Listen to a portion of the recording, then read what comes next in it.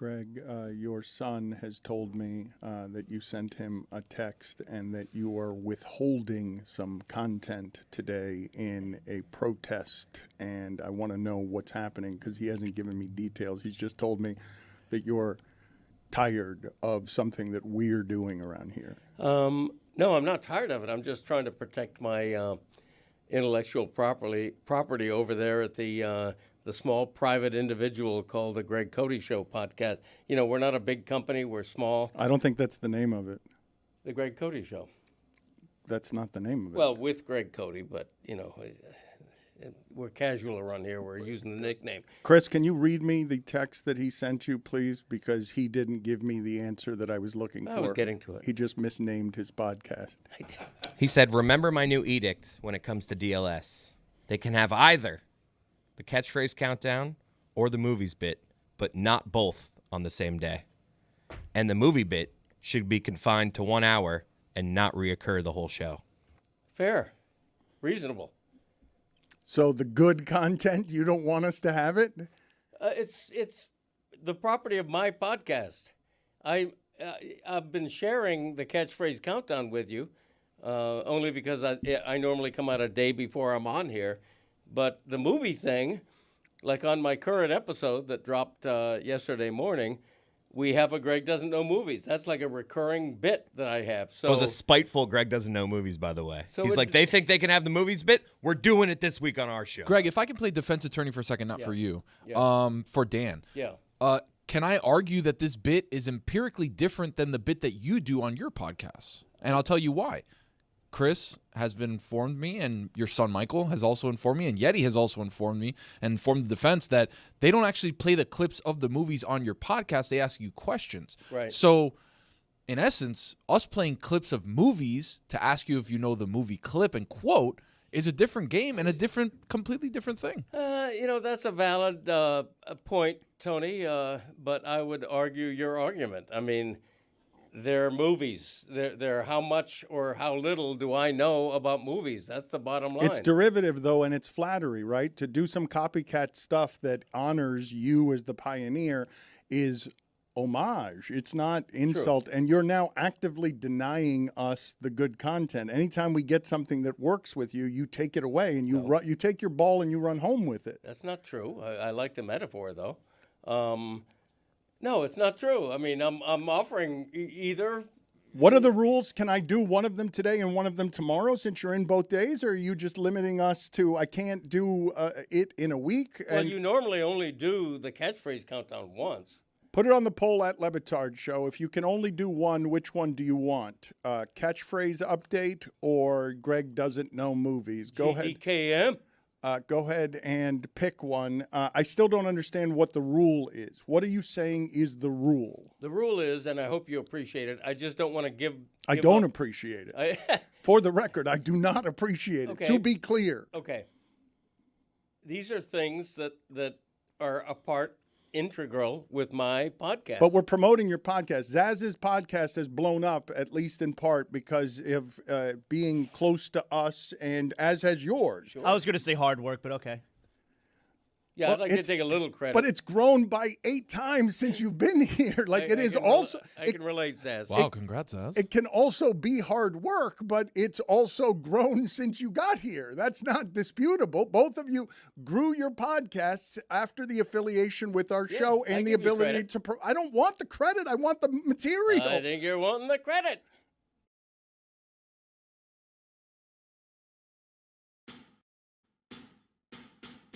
Basketball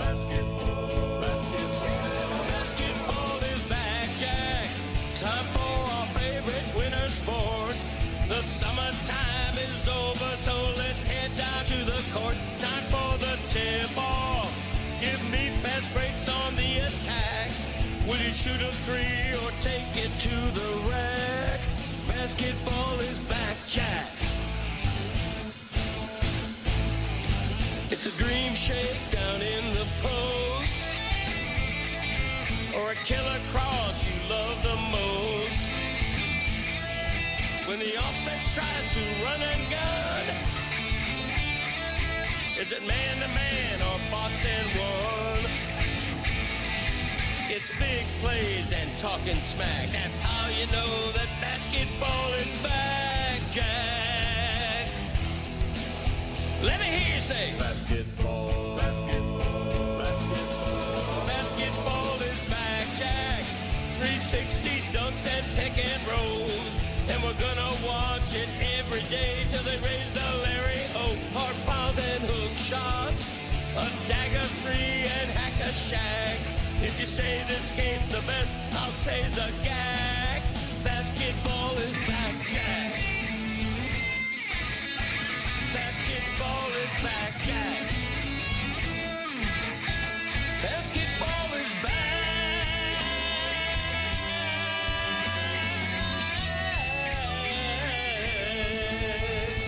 Basketball is back, Jack.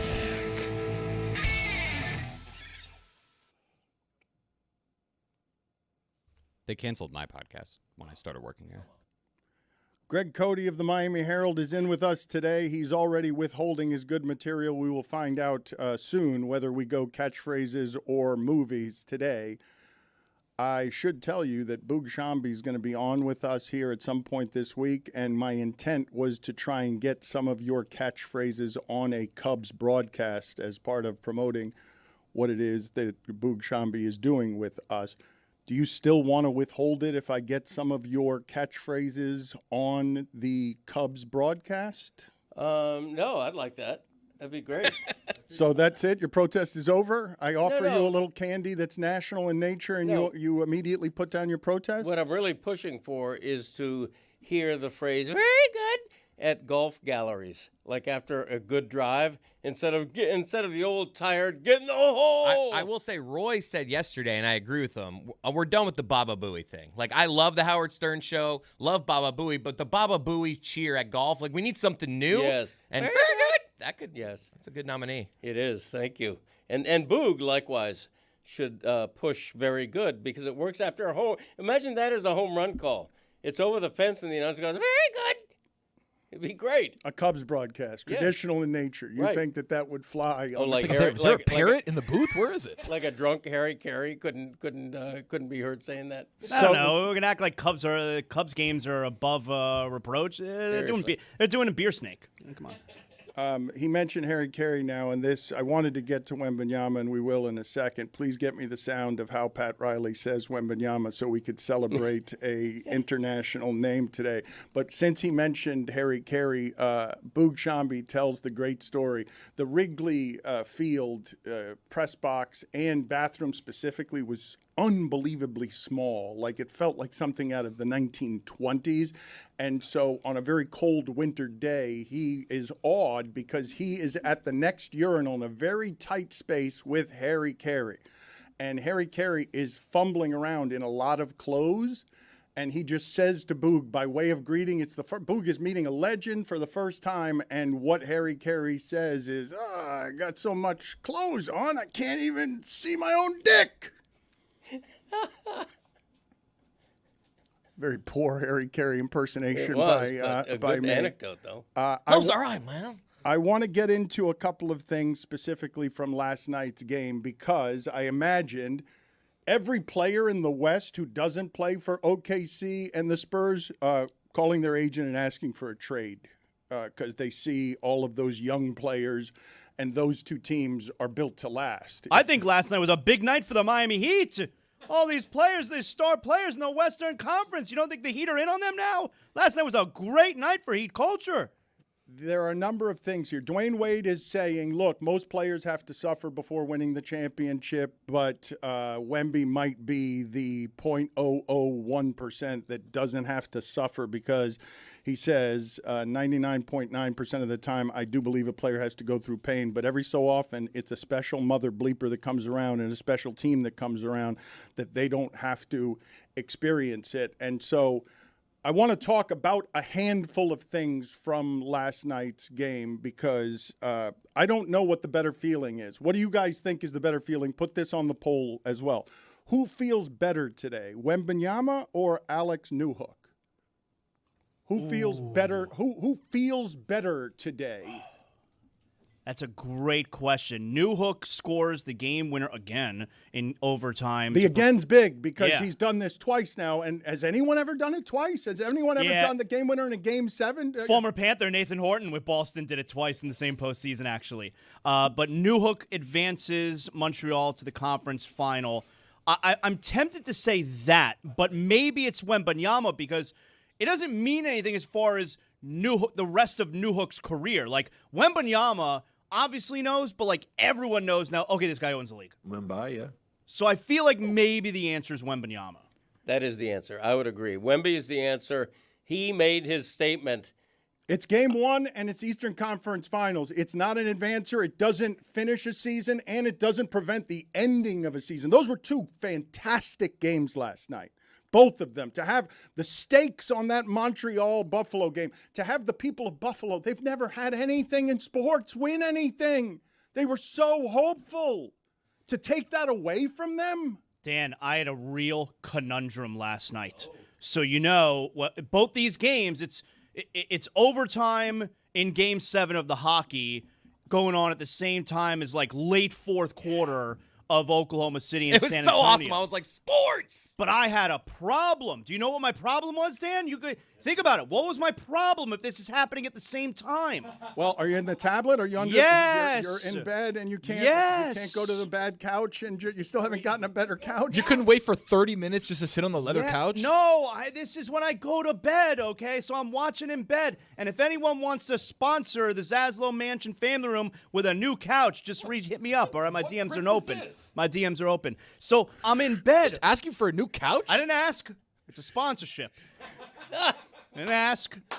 So I'm in bed, and I got the tablet on my stomach, of course. I said to my wife, I go, can we also put the TV on? She goes, no, it's tablet time. And so I had the tablet on my stomach, and the TV gets hot. It keeps her awake. And so I got the tablet on, and I'm watching the game, and I'm like, but damn it, I have to also watch the hockey, of course. So I had to break out my phone. And you see how I got a kickstand here on the back of the phone? You had both of them on your Yeah. stomach? Are you shirtless? Do you sleep with a T-shirt, or do you Shirtless. sleep with... Shirtless.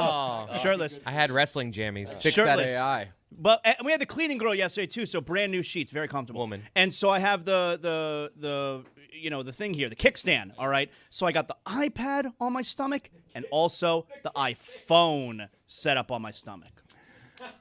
Zaslow's really having trouble. You made him stammer with the girl-woman connection because I told him a couple weeks ago, hey, it's girl under 18, it's woman after 18. My bust. And he says that's been hard for me to get right. I'm having a lot of trouble with that one. The handful of observations that I have from last night, and I have many, because I told you before the NBA playoffs have kind of stunk. Atlanta and New York gave us a good game. We had an overtime game in Cleveland, Toronto, but it's kind of stunk. And yesterday you had what has to be the play of the season. And I believe we have now a call that rivals Do You Believe in Miracles in terms of being a better call. And I know what I'm saying. I know that I am going after. I don't even know what second place is historically on the best call of all time. I know Do You Believe in Miracles, 1980 Olympic hockey team. Let's play Al Michaels. Greatest upset in the history of American sports. You've got 10 seconds. The countdown going on right now. Morrow up to Schultz. 5 seconds left in the game. Do you believe in miracles? Yes! Unbelievable. Holds up for 46 years somehow. I don't know what you guys would put in second place behind that, but somehow hockey, 46 years later, because of the moment and the politics and everything else, that became the greatest call, enduring for half a century now. Obviously, the stakes are slightly different yesterday in that the most giant guy who's going to be running the league for several years. And God almighty, I'm super tempted to say that if this stays healthy, it's not going to be a stoppable thing. That was a Wilt game. That's a Shaquille O'Neal is the only one. Prime Shaq, 2001, is the only one to go 40-20 this deep in the playoffs. And this is this playoff debut for this guy. Like, he's just getting started. Shaq was in the league for like 9 years at that point. It's just lunacy, and any amount of hyperventilation around him today will not be overstatement if you suspect that if he stays healthy and keeps growing with that team, he can rival the best player ever. It's not overstatement because it's not a stoppable thing. They're trying to stop him with Caruso, but a handful of things here. A handful, okay? I remind you that the Spurs got De'Aaron Fox because he's the one who's got veteran leadership. Didn't even need him last night. Didn't have him, didn't need him. Win against OKC, and Wemby leaves the court. OKC is 8 for 13 in the paint, 7 for 9 at the rim. He comes back on the court, and they cannot do the same things. And at the end of the game, the Spurs go zone because they got beat on a three where they got beat where Wemby didn't rotate, and they're like, screw this, Wemby's staying in the paint. You're going to have to come do it in the paint. We're going zone, and OKC lost the game because OKC went zone, and all of a sudden they couldn't get shots. But these are the things that I think are worth monitoring in that series. I think the Spurs are going to wear down. Their guys played a lot of minutes last night. Wemby's never played that many minutes in a game. That's a career high for him, and all their main guys played a ton of minutes. And OKC, over the course of a series, can wear you down there. But what do you guys do when you see everything that happened last night? That shot with 26 seconds left is a truly terrible shot. It's a truly terrible shot unless you're maybe Steph Curry. History of the league, that's a truly terrible shot to take in that situation. And I know the clock, but if he had missed it, if they're down 3, 26 seconds left, if he misses it, the bounce is going to make it so that they're still not going to have time. He's trying to rush that because they don't want to get to the fouls, and it is a terrible shot that he took, but no terrible shot gets remembered like that. Like, that's going to be, I don't know that he's going to have a lot of shots in his career more memorable than that one. The terrible shot became one of the greatest shots of all time. And that's the way it works in sports with superstars who tend to do things like that more than mortal humans. When you say that Wembanyama's still growing, you don't mean that literally, right? I might mean it literally. Imagine him as 8'1". I might mean it literally. I don't know if you put it on the poll. You think he's grown 8 more inches? He could be 8'1". Imagine him at 8'1". He could be 8'1". He might as well be 8'1" now. Put it on the poll at Le Batard Show. Do you stop growing at 22 years old, yes or no? Because it is possible that he grows a little bit more. Oh, yeah, 8'1". Not that much more. Mark it. So I believe, though, that we have a call from that game to rival Do You Believe in Miracles? And it comes courtesy of the OKC broadcast team, which really rose to the moment here. They're up 3, and Wemby decides he's going to shoot from the logo, and here's the OKC call. Wembanyama has it, left wing Castle. Patrolling Wemby, leaning 30-foot 3 to tie, is in there. 26.3 to play. It's in there. Give it a little pizzazz. The best moment of the basketball season called by the OKC radio team. Is in there. 26.3 to play. It's like he didn't even call it. That's correct. That is why it is the greatest call in sports history. Wembanyama has it, left wing Castle. Patrolling Wemby, leaning 30-foot 3 to tie, is in there. 26.3 to play. He casually says a 30-foot 3 to tie. Understatement Best of the moment year. of the season. Wembanyama has it, left wing Castle. Patrolling Wemby, leaning 30-foot 3 to tie, is in there. 26.3 to play. Listen to the crowd. Just listen after he says it's in there. That crowd stood for the first 3.5 minutes of that game longer than they've stood all season because they do not sit until the first basket is scored, and they were down early and they didn't score for 3.5 minutes. This right here is exactly how you would call it. First quarter, game 9 against the Pelicans. Wembanyama has it, left wing Castle. Patrolling Wemby, leaning 30-foot 3 to tie, is in there. 26.3 to play. Do a sponsorship after that, right? Just isolate for me the crowd noise. Go ahead and play the whole thing again just so that you could hear what it sounds like when a defending champion crowd gets punched in the stomach. Wembanyama has it, left wing Castle. Patrolling Wemby, leaning 30-foot 3 to tie, is in there. 26.3 to play.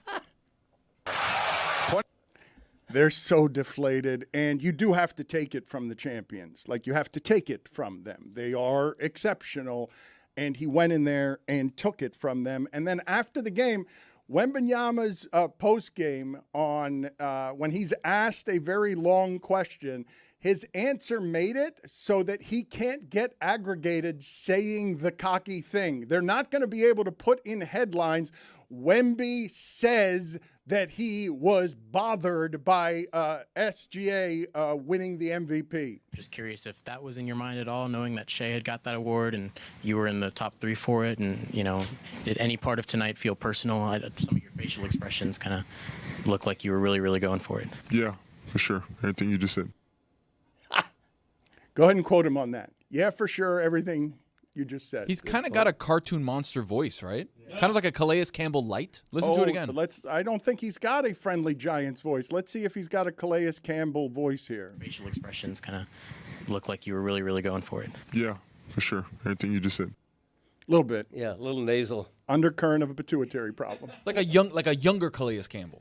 Like a little smaller monster, even though he's taller monster, but smaller. So last night was... It was like Robinson Olajuwon, right? It felt like 1995 where Western Conference Final, Rockets, Spurs, and everyone knew Olajuwon was best player in the league now because Michael Jordan wasn't around. And, well, actually, he returned earlier that season. But David Robinson won MVP, and Olajuwon was like, yeah, I'm going to destroy you. And the Rockets swept him. That game last night, under those circumstances, that person can run the league for 10 years. And I really do want to ask this question on the poll at Le Batard Show. Wemby, gonna ruin the league or gonna save it? What's your answer on that one? Can it be both? Put both. But make that the third answer. But make that the third answer. But gonna ruin the league, gonna save the league, and can it be both? Just put can it be both as one of the questions. Why do we always pretend like we hate a dynasty? A dynasty is great for sports, no matter the sport, whether it's the Yankees or the Lakers. Unfair. Look, what the Dodgers are doing, it feels unfair, but baseball can make it random. In this sport, the best guy being 7'3". Look, this is I don't want to lose sight of this just because you've been watching Wemby for a couple of years. It's as ridiculous as watching Shaq do it. Like, it doesn't make sense that person's pulling up from 30 feet. That's just total nonsense. My entire history watching basketball, the 7'3" guy only takes that shot if they're out of time and someone got him the ball by accident at the end of the game. It's just not a smart shot. What, are we in agreement on that? Do you guys disagree with that? It's a 2-for-1 situation, so he's trying to get the ball up as fast as he can to get the rebound if they do have to foul, or if they can wait a little bit to try and get some more time on the back end of Oklahoma City's Yeah, but you can go for 2. Like, you can start the foul game. You guys think that was a good shot? There are no bad shots if you're the greatest basketball player who's ever lived, Dan. 30-foot three to tie is in there. He is. He already is. This is just like Shohei Ohtani. You asked the question of, is this going to save the league or is it going to ruin the league? Just like Shohei, it can save the league because there is this freak of nature that you're watching, and you know already early in their career, it doesn't matter what the actual career looks like. That's the greatest player of that sport that has ever lived. He might not have 6, 7, 8 championships, but what he is doing, what he does on a basketball floor is more impressive than anyone who's ever done it. Forget Jordan, forget LeBron. Victor Wembanyama is the greatest basketball player who's ever lived, just like Shohei Ohtani was immediately the greatest baseball player who's ever lived. I don't disagree with you, but I think that consensus is going to take another 5 years or so. But I will say, Wembanyama, to get to that level, greater than Jordan level, has to make a shot like that. Even if you call it a bad shot, that has to go in to form the myth and the legend of this. I don't want to do that particular hyperventilation today, only because also in my entire life, that player always gets hurt.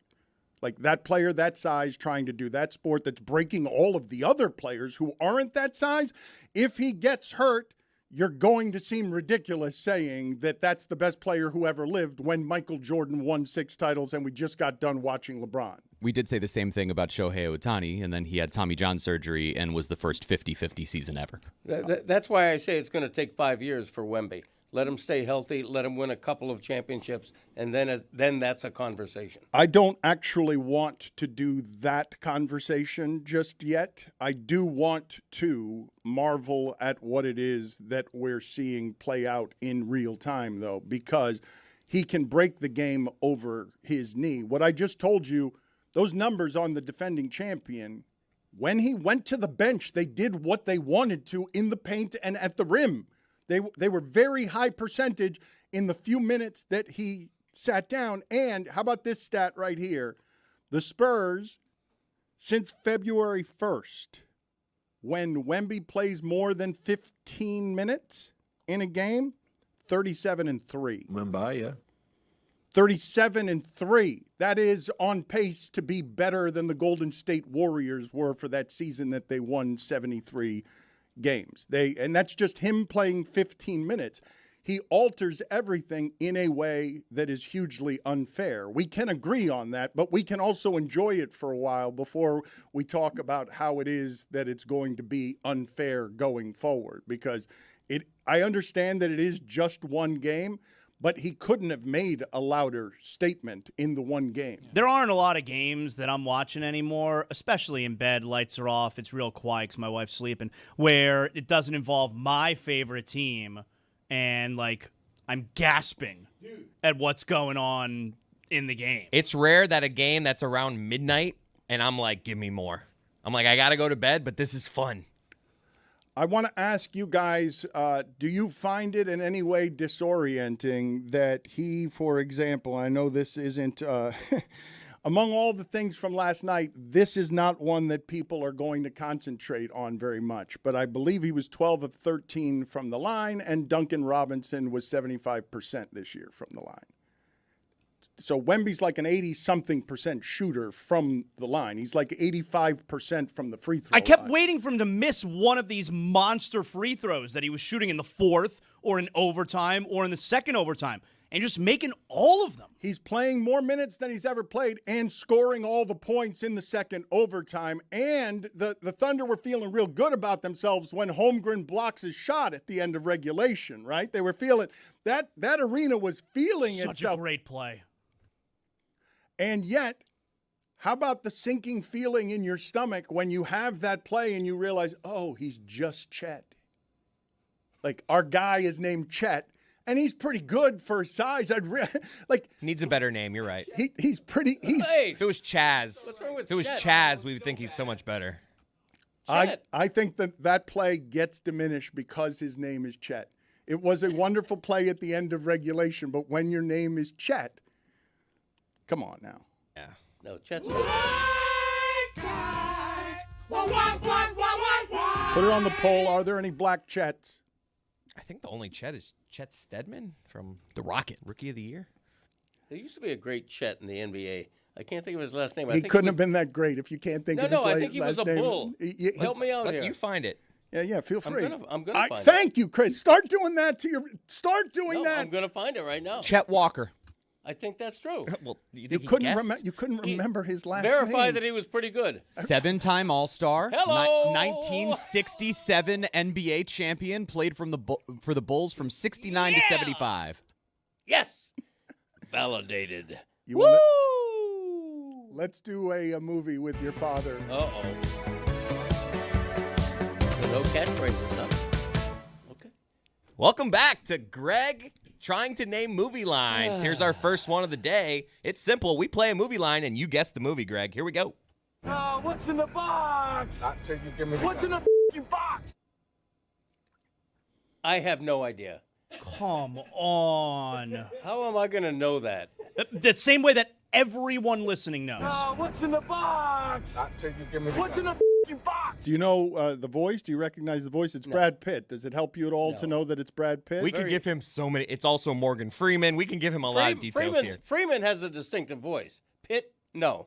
All right, I'll give you, and spoiler alert, I'll give you an even bigger clue. At the end of the movie, it's the only one where Gwyneth Paltrow's head ends up in a box. What's in the box? Not till you give me the What's in the box? It's her head. And I hope people listen to that spoiler alert. Okay, her head's in a It's been box. 30 years. That's true. Not attached to her body. Brad Pitt in that movie, he got put in his contract. He loved the script so much that they were not allowed to change the ending. So many executives tried to change the ending of that movie because why. people do not want dark. They don't want to leave the theater. It's pretty dark. Oh my God! Wow. The name of the movie is The Open Neck.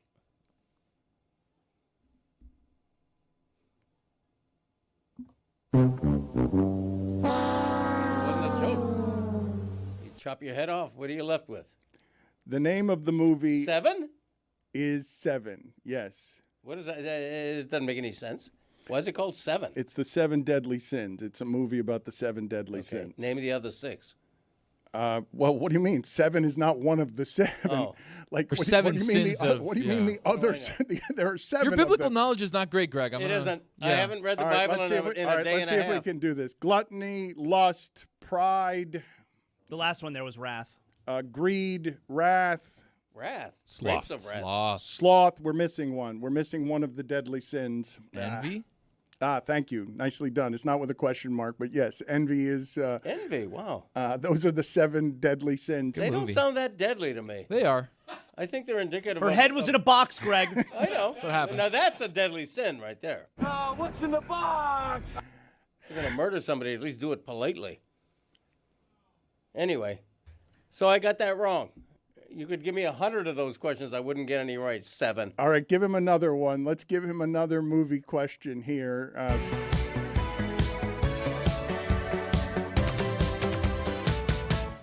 All right, here's the next one. I do like that theme song. We are back. We are getting Doug back. Okay, somebody's screaming, we're getting Doug back. Yes. Who's screaming that? I can give you a little bit more here. I did please. this time, Dan, to give him a little help. We can add on to the line a little bit. We are back. We are back. We are getting Doug back. And we're the 3 best friends that anybody could have. I have no idea. Seriously.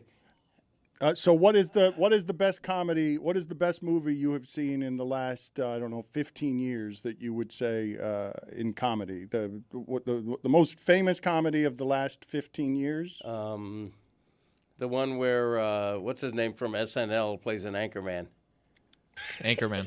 Anchorman. Was that the name of it? Anchorman. Yeah, Anchorman. Yeah, that's it. That was a great. Now, I'm sure the way time flies, I'm sure that was more than 15 years ago, but that's what I think of when I think of a great movie. The one with Anchorman.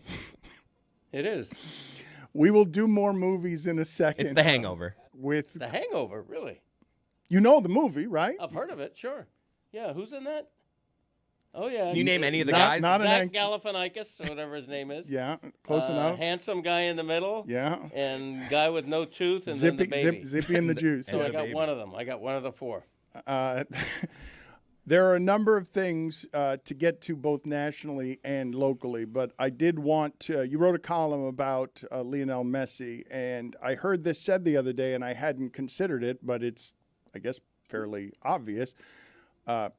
The Messi transaction, the Inter-Miami Messi transaction, is the greatest thing to happen in the history of American soccer, right? I mean, second place might be Pele coming to the Cosmos in the 70s, but there is no argument on Messi coming to Inter-Miami is, by leaps and bounds, the greatest thing to happen to American soccer. You're a soccer expert. You've been covering soccer locally and nationally for half a century. You would not dispute that, correct? No, I mean, back in the 70s when the NASL was blowing up, and it was big for a finite time, it wasn't just Pele. They had Franz Beckenbauer from Germany. There were a number of international stars, albeit late in their career.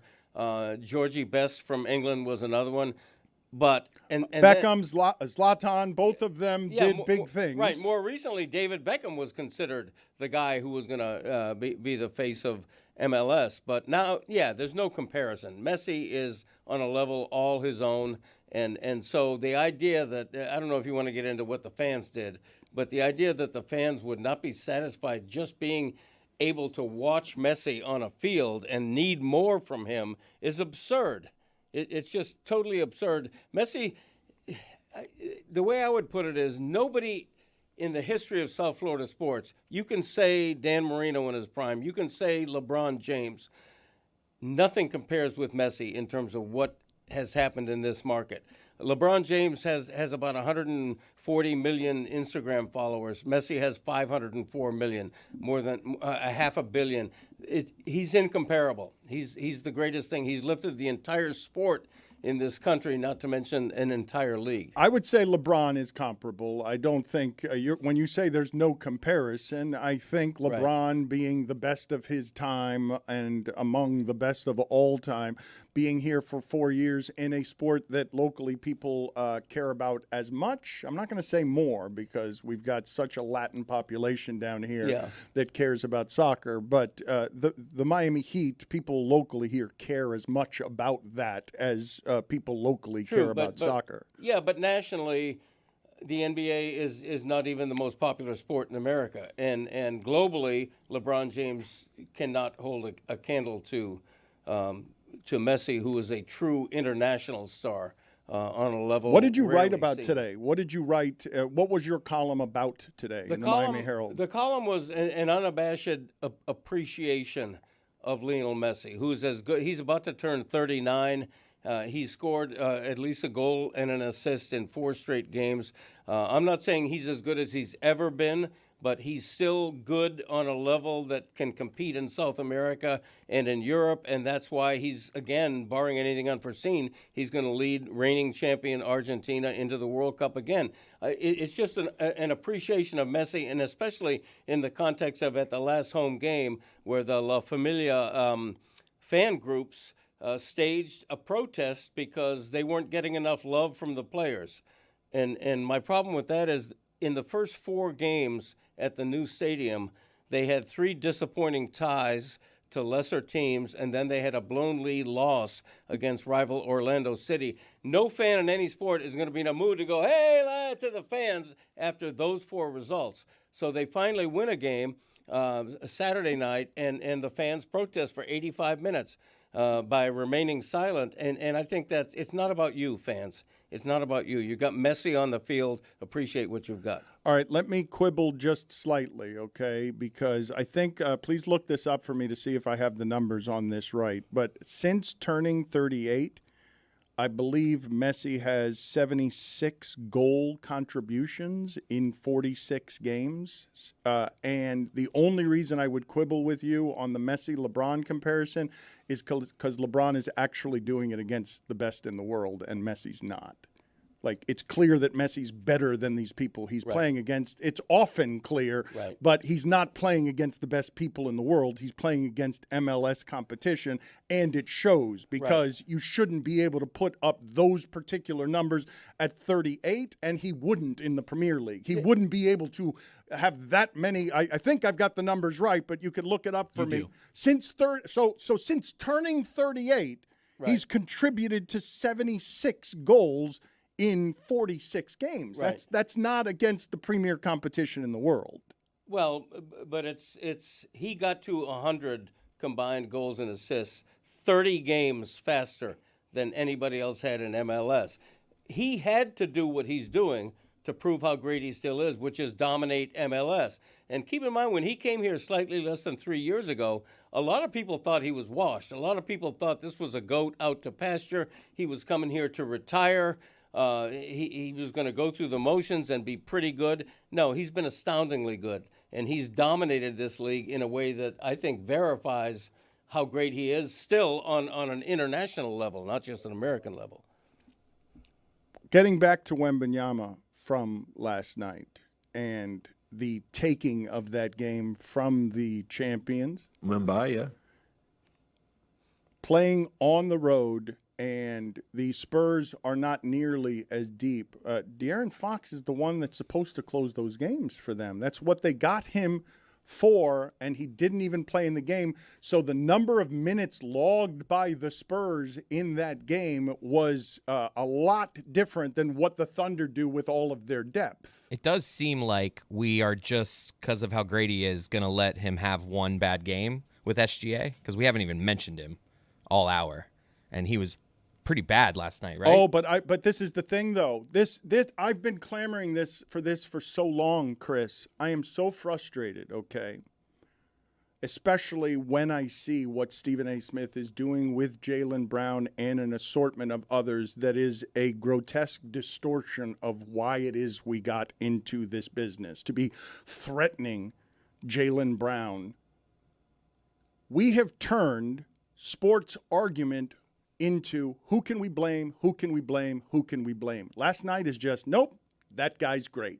And we just rarely get to do that one anymore. I do think SGA is going to skate, but it's not because he was merely terrible. He was made terrible by what they have in the middle of the paint. We can get into the larger discussion of whether that's going to ruin the league because he can make anybody look like that. SGA is obviously great at what he does, and the fact that someone 7'3" is in the paint to alter everything, to make Chet Holmgren look small, makes it so that the game gets totally distorted by a size advantage. It's not only him protecting the paint, it's also the Spurs and Mitch Johnson doing an incredible job blitzing him the moment he passes half court, right? They'll send two defenders, and that's why Caruso was able to get all these open shots and open threes, because they're like, all right, we'd rather have Caruso shoot the three than SGA be able to get downhill and create offense when he gets to his spots at the elbow, at the low post, and stuff like that. So, yeah, he missed a lot of shots, but they were playing defensively a great game against him. I would expect, because they play again tomorrow with those kinds of minutes logged, that tomorrow will be different. And then they play again. I mean, they've got Friday and Sunday. It's every other day the whole series, I believe. Yeah, it's Friday and Sunday. But so far, Amin's not looking great. I think the Thunder are going to destroy them.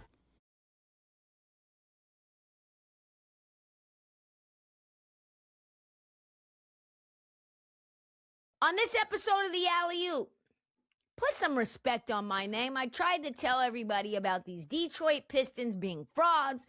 And secondarily, why is Giannis still trying to finesse us into thinking he's the good guy? Speaking of the good guy, the good twin, All-Star, we got to get my boy with lethal shooter, Reggie shooter, some shooter to get my boy right, as well as we discuss Spurs Thunder. Finally, lock in. Today's show really unpacks this one.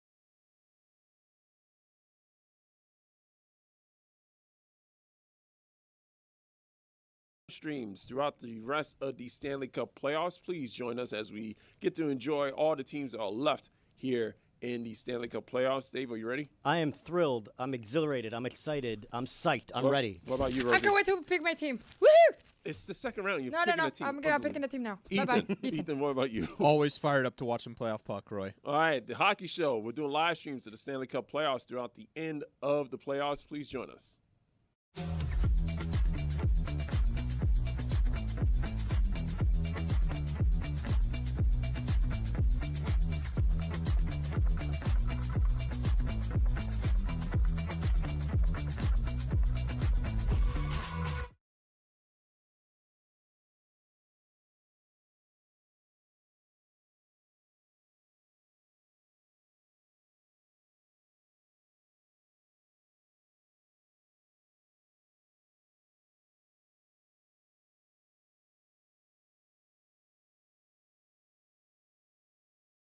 Nick, before we let you talk about the Steelers, you're in luck because we have the Love Doctor.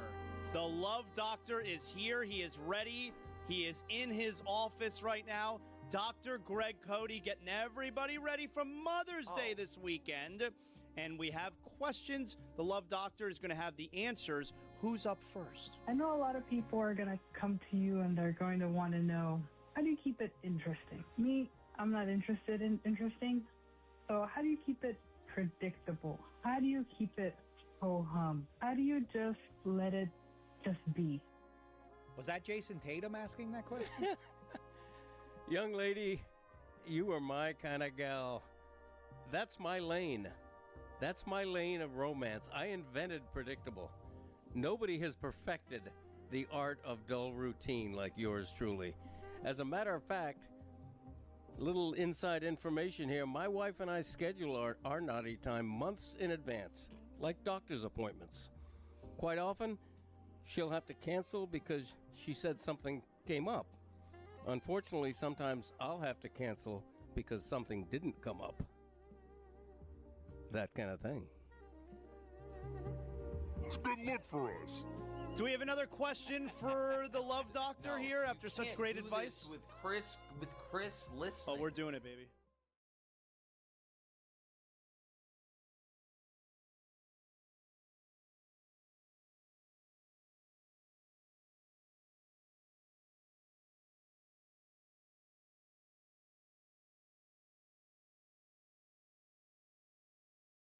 This episode of the Dan Le Batard Show is presented by DraftKings. DraftKings, the crown is yours. I will say it again. It is the greatest call in sports history, knocking out Do You Believe in Miracles by Al Michaels. It is Matt Pinto of the Oklahoma City Thunder radio network. Wemby has it, left wing Castle. Patrolling Wemby, leaning 30-foot three to tie, is in there. 26.3 to play. Biggest play of the season is in there. And so crushing that the announcer can't get any emotion except for defeated despondent. Is in there. 26.3 to play. 30-foot three-pointer is in there to tie the game. 30-foot three to tie is in there. It's the biggest play of the season. Not for the Spurs. The league. 30-foot three to tie is in there. We go now to our Spurs correspondent, Michelle Beadle. Michelle, welcome. Go. Thank you. Yes, thanks for having me, guys. I just want to point out that candles were lit last night. The voodoo was successful. And this is what happens when you hand an MVP award out in front of a man who very much thought he deserved the MVP award, a la Hakeem Olajuwon, David Robinson. And it was absolutely glorious, nerve-wracking, infuriating at times, annoying by way of Alex Caruso, and just one of the most glorious, satisfying games I've ever witnessed. That three, if you have close neighbors, we all lost our minds. There was screaming. It looked like a movie had been scripted this way. I have listened to former players, legends, Hall of Famers run out of words in describing Victor Wembanyama, and we are just starting this movie. And I'd also like to point out Chet Holmgren should probably find some pride. You need to deal with Wemby. I know you don't like him. I know he's your boogeyman. But you have to. You've known this kid since you guys were in your early teens. You've been playing against each other, and you disappear when this man is on the floor. And I'm only saying this as a friend, obviously.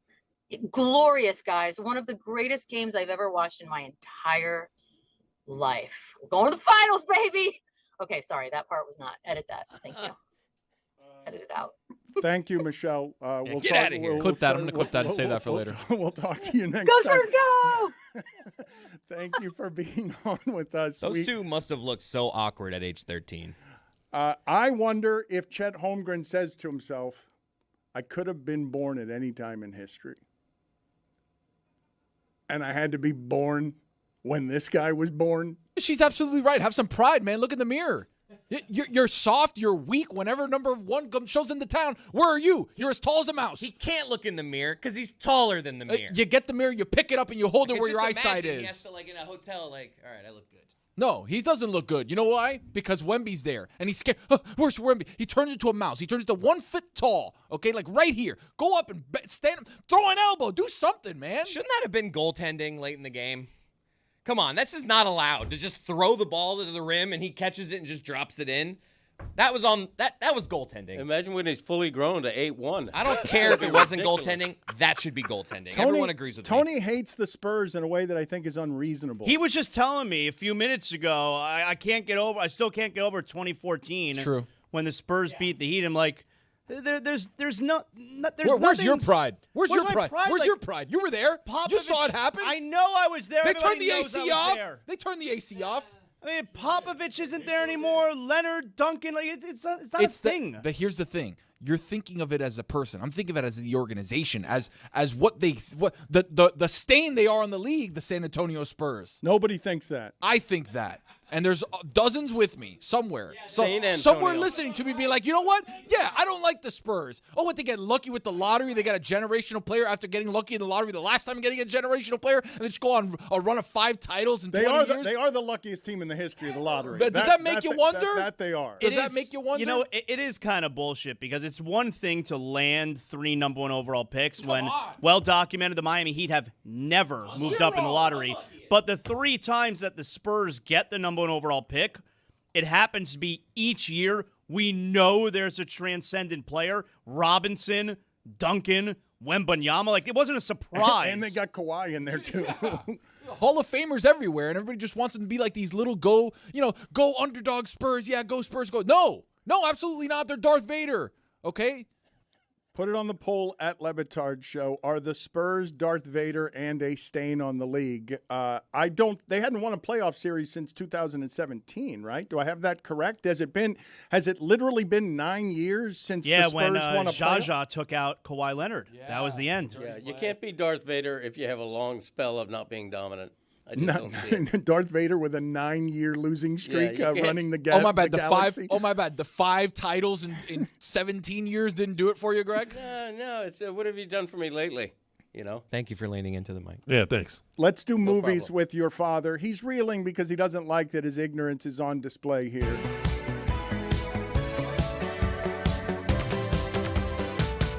All right, Greg doing terrible so far. 0 for 2, not even close to getting one right. Let's see what number 3 is.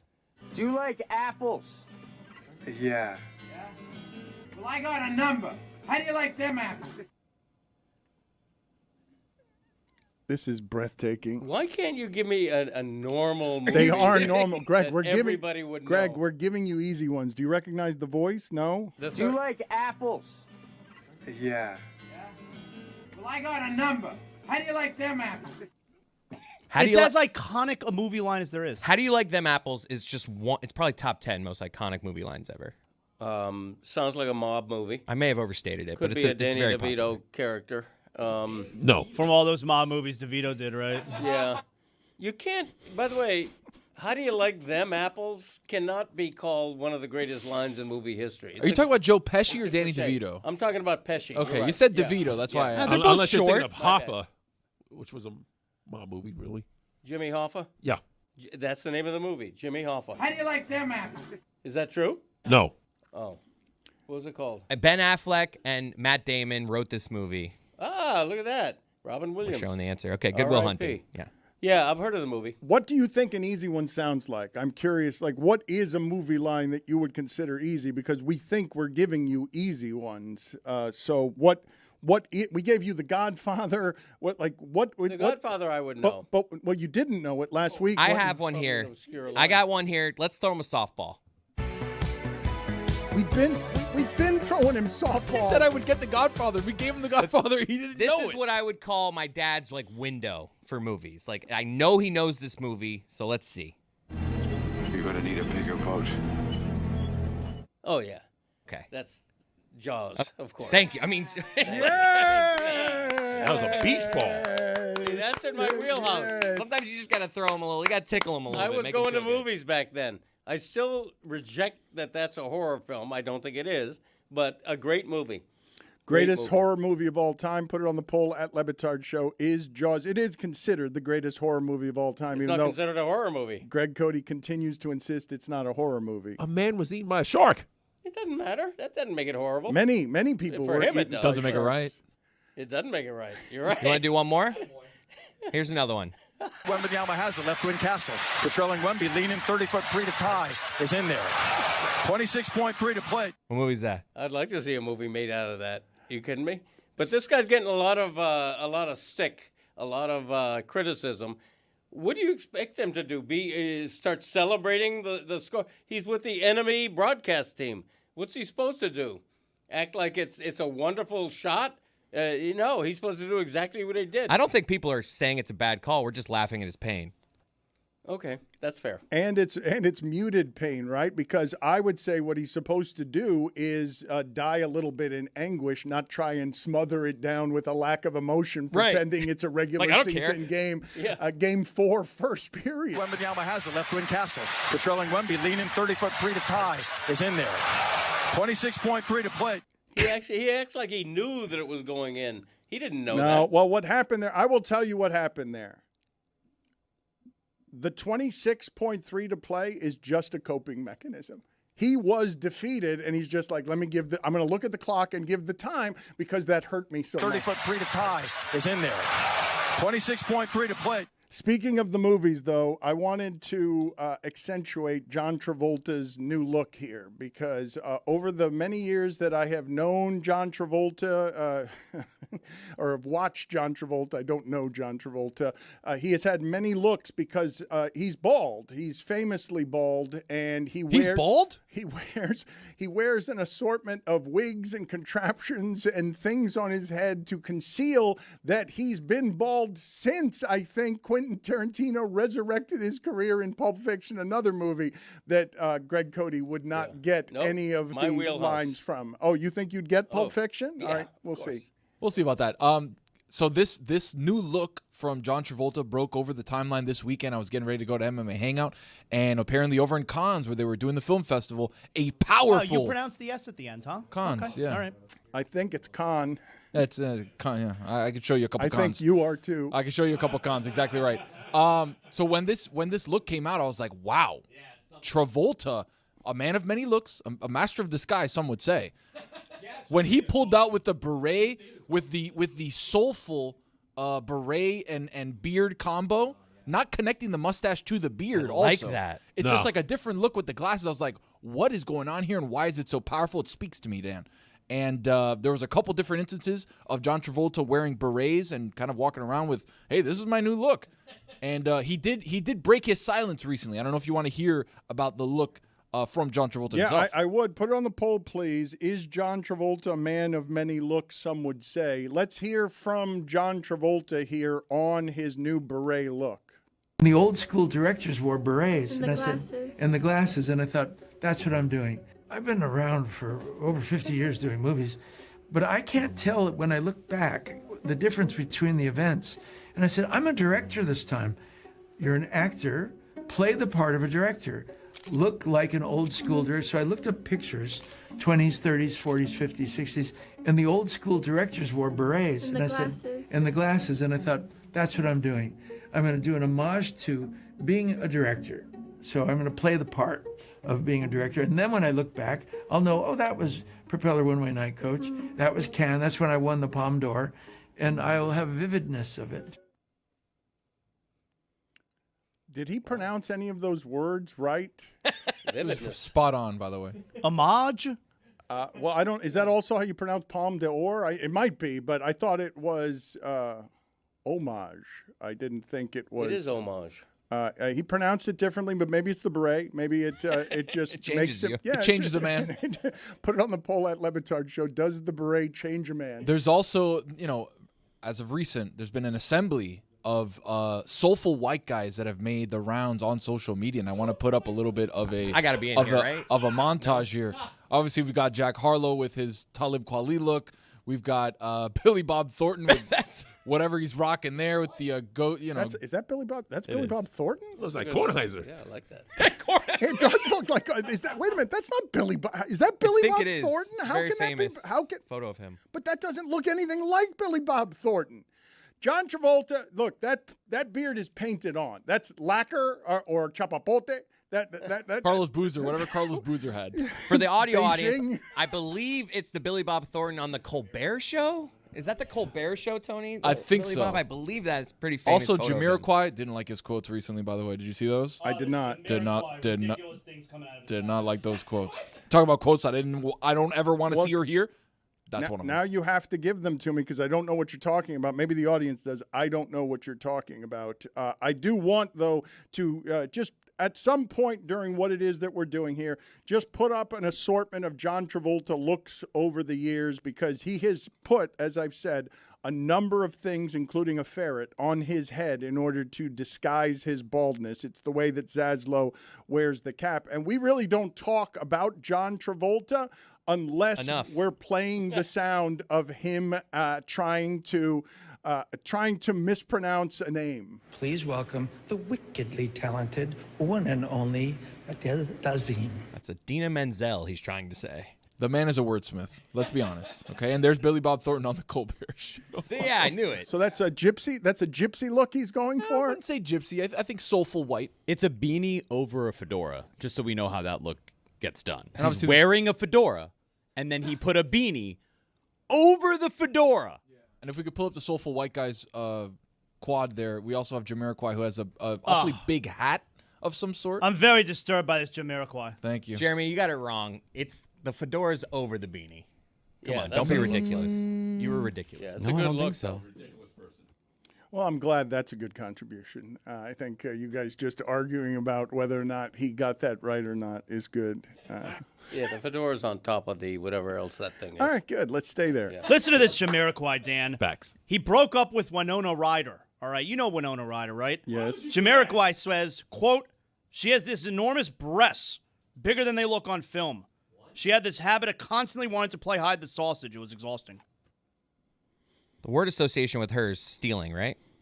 Winona Ryder? She stole. Didn't she steal She one? was a shoplifter, yes. Shoplifter. She did some shoplifting. So did Juwan Howard here in Miami. It was a strange... Did you not listen to what Zaz said? Everybody said something about stealing. Hide the sausage, Dan.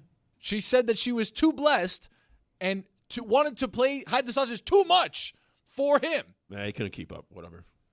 Wow. Quotes I didn't want to hear. Don't like him.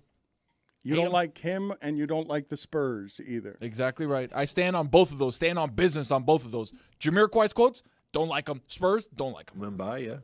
Tony Kornheiser is saying, or he said on PTI yesterday, quote, "I'm very disappointed in the playoffs. It's like 75% of the games are routes. I'm struggling to remember 2 games in a row that were close that had drama." I don't know if last night rescues that feeling for you, but that was elite basketball being played by 2 teams. And I'm not kidding you when I say that if you're in the West and you're the Lakers, how do you look at that amount of youth and that amount of depth and say we can keep up even with the stars that we have?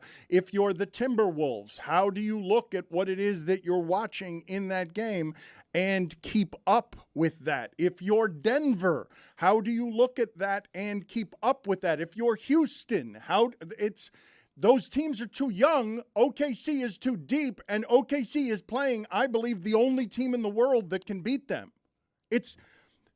Amin said what he said yesterday about thinking that OKC will rout the Spurs, and that may yet happen. But what happened in that game yesterday from the beginning, from the top of the game, is OKC has problems with that team. They look bad against that team in a way they don't look against anybody else. This year, they have not just been beaten by the Spurs, they've been throttled by the Spurs, and they were throttled by the Spurs when Zaz was sitting here saying that OKC was going to win 80 games this season because it looked like they started whatever it was. I don't even remember. What 24-1, but that was like 5 months ago, Dan. Let's get past that already. Yeah, 25-1 or 24-1, but not even healthy.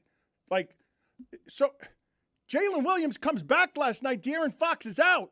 And they beat you on your home court. Now, that might have something to do with the fact that everyone says, Jokic, everyone says, you don't want time off this time of year. You want some time off, but you don't want a week off. It shows in that first quarter. It's not a coincidence that the Thunder went longer without scoring to open the game with their fans standing than they have all season because they weren't quite in the rhythm that you have to be in, playing that speed of basketball, playoff basketball, which is, obviously another intensity. And they said as much on the broadcast. The person who was doing silent was like, I was just in the huddle with, Oklahoma City, listening to what they were saying. Cruz was like, guys, wake up.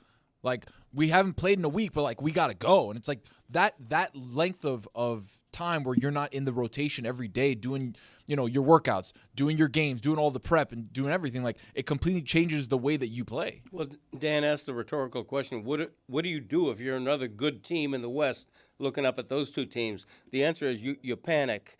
You panic because you realize that the two best teams in the West are led by the two best players in the league, and they're both very young and just now coming into their prime. And for the next 5, 7, 8 years, it's going to be a two-horse race in the NBA, not just in the West. Everything can change. Injuries can change everything. But right now, it just looks like a two-team domination, like the beginning of an epic rivalry between teams and two star players. I feel like I got to push back a little bit on that because I really liked how Denver would match up against San Antonio, right? They just got a bad matchup with Minnesota in the first round that didn't allow that to happen because when Joker plays against Wemby, he dominates. I don't know if you've seen the splits with Joker and Wemby. Like, he's averaging like 30-some-odd points, like 15 assists, 15 rebounds. Like, he dominates. And Minnesota has had success with Oklahoma City. So it might have just been this year you're looking around saying, man, the matchups really didn't fall in our favor, but going forward, Minnesota can get healthy. If they can play against Oklahoma City, like, that nullifies Oklahoma City a little bit. Denver against San Antonio, like, there's matchups there that make sense. You can't just do nothing if you're the other teams because it's not like, all right, let's wait out this window before we decide to make a big move. He's 22 years old. Like this may be the case for another 10 years. You can't just sit around and do nothing. Well, I think the thing that might be getting lost in here, wherever it is that the hyperventilation resides, and I know that we can be prisoner of the moment, anybody can, reacting to whatever it is that happened last night. But the thing that I don't think can be said loudly enough in terms of its rarity, he's 22. Like, that's not allowed to win. That's just never allowed to win. It doesn't. That grows into winning. That's not allowed to win at the start. You do not have a 22. He is still 22, right? He's not yet 23, is he? Is he 23 yet? They're all under 22. And that's Harper, that's him, and that's Castle. That's the part that is staggering. They're not formed. They're not as good as they're going to be. This is just them starting, and the way this is supposed to go is they lose this series, and they figure it out next year or the year after that when he'll be 24. Like, the thing that happened with LeBron here in Miami is they got an MVP in his prime at 25, but he came here because he couldn't win. Like, the reason he came here is, yeah, he was plenty great, but what he faced in Boston was older and better. At 22 years old, this is asinine. What I just said to you about Shaquille O'Neal, this game statistically has not been had by anybody this deep in the playoffs except for 2001 Shaq, who is the most dominant player that year anyone's ever seen. Like, if you want to go Wilt, maybe, but the way that Shaq says, and nobody refutes it, I'm the most dominant that there has ever been. The season that he did that was 2001, and he had to fail a bunch in Orlando. He had to change teams. Like, the original Shaq, I remember seeing, I think was it his first game here in Miami? I don't know whether he played his first game here in Miami. It wasn't very good, but he was somebody who was skinnier and could dribble the length of the court at his size, and no one had seen that. Like, he would go on fast breaks, and everybody would just have to get out of the way because you're not going to take a charge on that. It was his first game ever. It was in Orlando against the Heat, yeah. And he wasn't very good in that one, but he had to go almost 10 years before he learned a post-up game, and this guy's taking 30-footers with 26 seconds left in the game. That shot reminded me. Do you guys remember the shot that Klay Thompson made in the third quarter against OKC years ago when it looked like Golden State was in big trouble against Durant and Westbrook, and Klay just pulled up from 30 Wasn't that feet? the 37-point quarter? Was it the third? No, I don't think that was. No. But he had a shot. They were down 9 or something, and it looked like they were in deep trouble against Oklahoma City, and Klay just pulled up from 35 feet. I cannot tell you how absurd it is to see someone that size and that age shooting from there in that situation. Right. Yeah, I mean, he's changing the rules is what he's doing. Wembanyama is rewriting the old standard that you got to lose before you win, what Dwayne Wade was saying that you quoted earlier today. That's common thinking. There's a reason for it, but somebody has to break that. Somebody has to shatter that. Somebody has to be the first to win it all when in their first opportunity. And if he does that, that's just one more reason to look at Wembanyama as just a unicorn who's going to be changing all our minds about greatest ever. Was not the 37-point game that happened in January. Can you play for me another movie clip for Greg Cody, please? Let's see what we have here. Greg Cody's on a hot streak. He's gotten Jaws correctly. Let's see if he can get this one correct. Here's the next one. Whose motorcycle is this? It's a chopper, baby. Whose chopper is this? Zed's. Who's Zed? Zed's dead, baby. Zed's dead. Was that Travolta? Was that Travolta's voice? It was Bruce Willis. Okay. I mentioned earlier, and it's verified now, Willis, not a distinctive voice. I don't know. A motorcycle movie. Hell's Angels. I don't know. It's Pulp Fiction. You said that was Pulp Fiction? Unbelievable. Oh, no. See, Pulp Fiction, you got to give me a Travolta line. Do you know who Zed was in Pulp Fiction? No, he just said hell Zed's no. dead. No. No, why would you? Why would you remember that scene?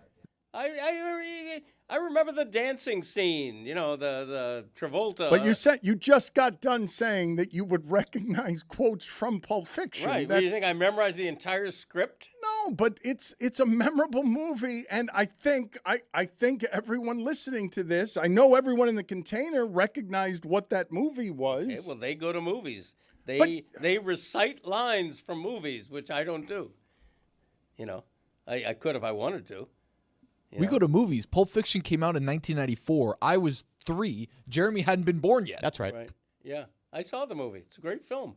Doesn't mean I memorize it all, I mean, when I started in Absence of Malice, I saw the script. But Zed, not a memorable character, right? In case I got a line, I memorized it. Zed, though. No, who was Zed? Yeah. Was that Travolta's Zed's character? dead, baby. All right, moving on. All right, you can just get that out of your brain. Let's move on. It's already out. Next line. It was never in. What does Marcellus Wallace look like? To answer his question, I don't know, because I don't know that movie. What does Marcellus Wallace look like? I don't know. This is staggering.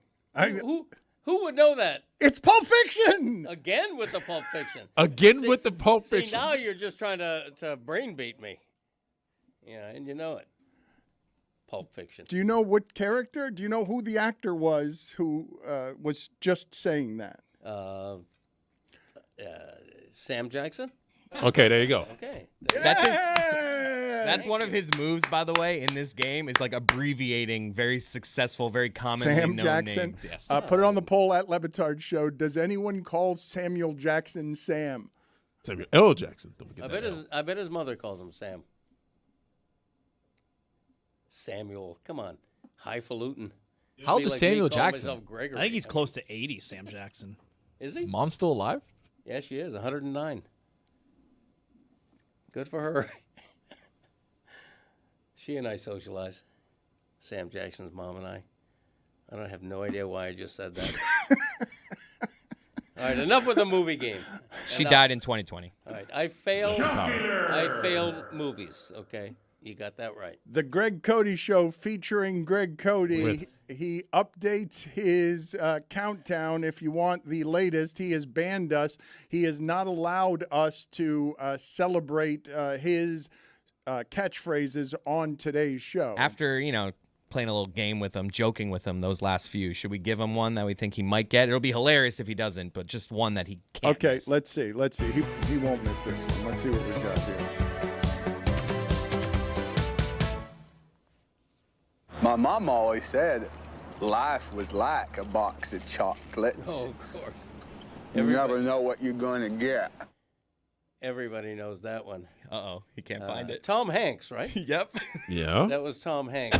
Now I got to come up with the name of it, though. Oh. I can picture the scene. He's got a box of chocolates on a park bench, and there's a young lady with him, and I don't remember their relationship. They were strangers. There you go. Strangers in the night. Give me a second. It was daytime.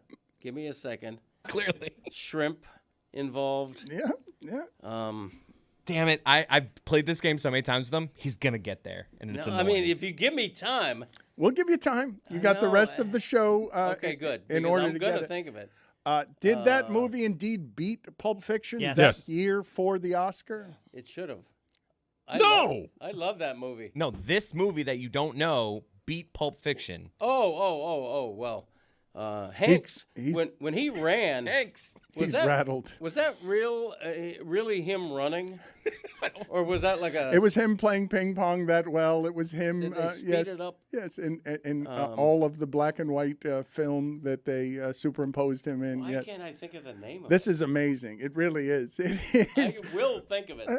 Yeah, okay, well, we'll see, and we'll get very excited for you Come if back to you me. do. I promise not to look it up. If Okay. you see my Talking to the mic. If you see my fingers on the keyboard, you'll know that I've betrayed your faith. That is a nice on-ramp to circle back to Black Chet Hanks.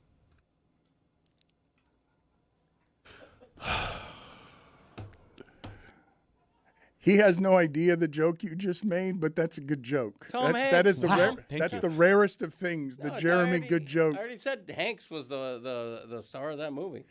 What is the name of the movie that you're thinking of? Do you want to hear the line again? I Just so think maybe it will refresh your drink. I think I can say flatly that this is Tom. He's got a lot of them, but this is Tom Hanks's greatest role, right? It's not Castaway. It's not Philadelphia. Saving Most Private famous Ryan. role. Yeah. Hanks. Yeah. I wonder. My mom always said life was like a box of chocolates. It's. I can't believe You you never can't get know this. what you're going to get. I know it's 2 words. That's right. Yes. It's his name. It's the name of his character in the movie. Yes. This is shocking. It is. It is. This is the most shocking one I think that we have had so far. The Godfather was pretty bad, but this is as bad as. It's on the tip of my tongue. Think trees. Forrest Gump. Very good. Of Good course. job. Of Yeah. course. See, I knew it all along. Tip of my tongue. Finally, it comes out, and I know it, and I got it. All right. And I don't feel good about how I gave you that, so we're going to play the game again right No, now. I got that one. No, I mean, not with clues. This is where he goes, I get half credit. No. When we give you 14 clues, there's no credit. I got that. You didn't give me a clue. He gave you said think trees, and that's when you got it. You said forest. No, it was already on the tip of my tongue. All right. Here's the next one. You hear me talking, hillbilly boy? I ain't through with you by a damn sight. I'ma get medieval on your ass. I like that medieval. I don't know the movie, but I like the line. It's fun. It's good. Comedy. What does that mean when he says I'm going to get medieval? I don't know, but it's fun. I like the word medieval. I'ma get medieval on your ass. Yeah. It's open to imagination. He's No, I have been no idea. sodomized against his will, and Zed's dead. And Sodomized? What are you talking about? That's what happened in the It's scene. It's Pulp Fiction again. Oh, that's Pulp. Quit. Enough Yeah. with the Pulp Fiction references. You said that you would get Pulp Fiction. You said you announced on the show that you would get Pulp Fiction. Okay, a certain scene. Not that one. Zed was hillbilly boy in that situation, by the way. Hillbilly boy. Yeah, that's what he called him. I want to get back to something it is that we did yesterday that I think Greg Cody would enjoy, that I don't think that we spent enough time with because I kind of sped through the end of the show, and I assume that people enjoyed what we were doing yesterday. Mike Ryan came up with a top 10 list of things that we did to piss off ESPN while we were there. I came up with a top 10 list of things that we did to piss off ESPN while we were there, and the lists were pretty substantively different. So Really? if you guys have any questions and you want to rummage around in this bin a little more, I will recap what both of those lists are, and I will tell you that when I got home, my wife said to me, your list was terrible. I've got a better one. And her list has a different 10 things on wow. it. Yes. She didn't. She said that I was remembering wrong some of the things that I did and we did to bother ESPN the most. Okay, so then Mike's list, your list, Valerie's list.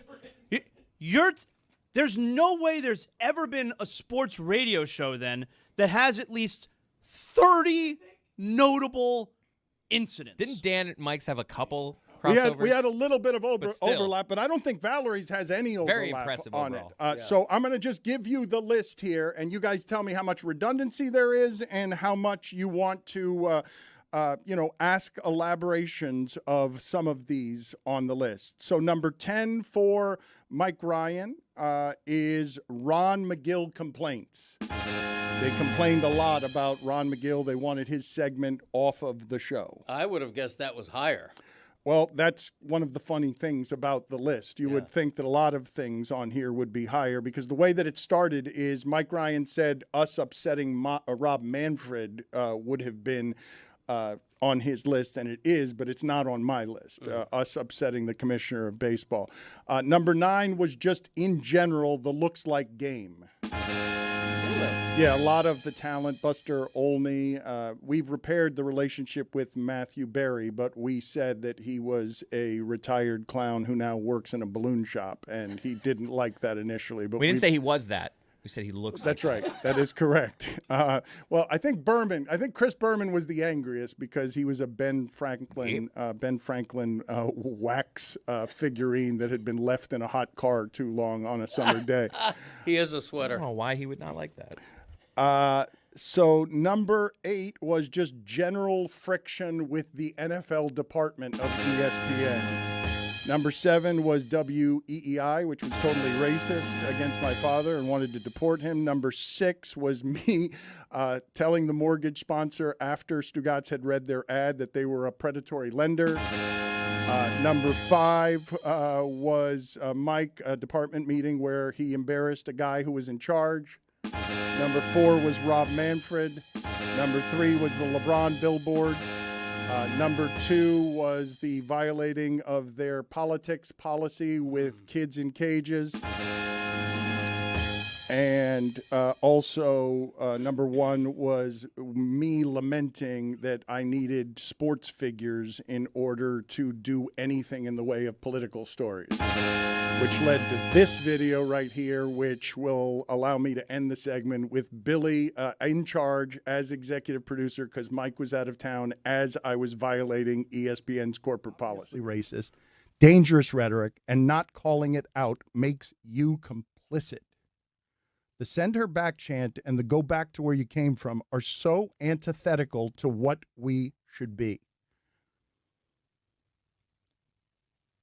It is so right what he is saying there. It is so wrong what the president of our country is doing, trying to go down, getting reelected by dividing the masses at a time when the old white man, the old rich white man feels oppressed, being attacked by minorities. Black people, brown people, women. That's who we're going after now. Black people, brown people, women, and that's let's do it as the platform. That's what you're seeing.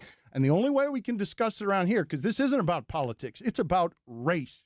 What you're seeing happening around here is about race, and it's been turned into politics.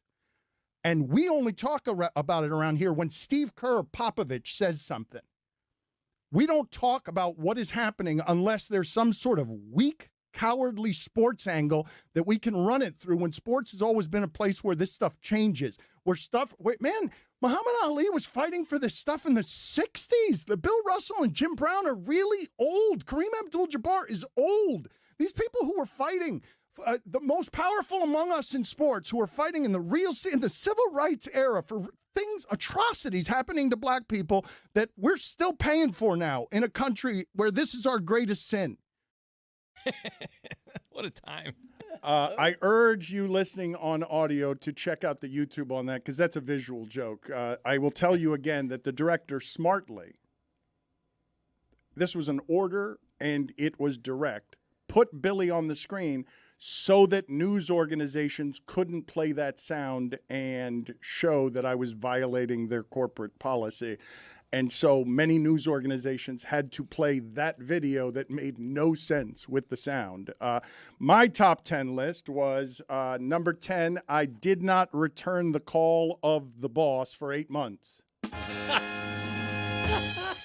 He was calling a lot. He called Stugotz and threatened him. Number 9, I called the UFC the sewer right after they'd signed a contract with the UFC. Number 8 was a bad meeting about us selling T-shirts. Number 7 was selling my Deadspin Hall of Fame vote.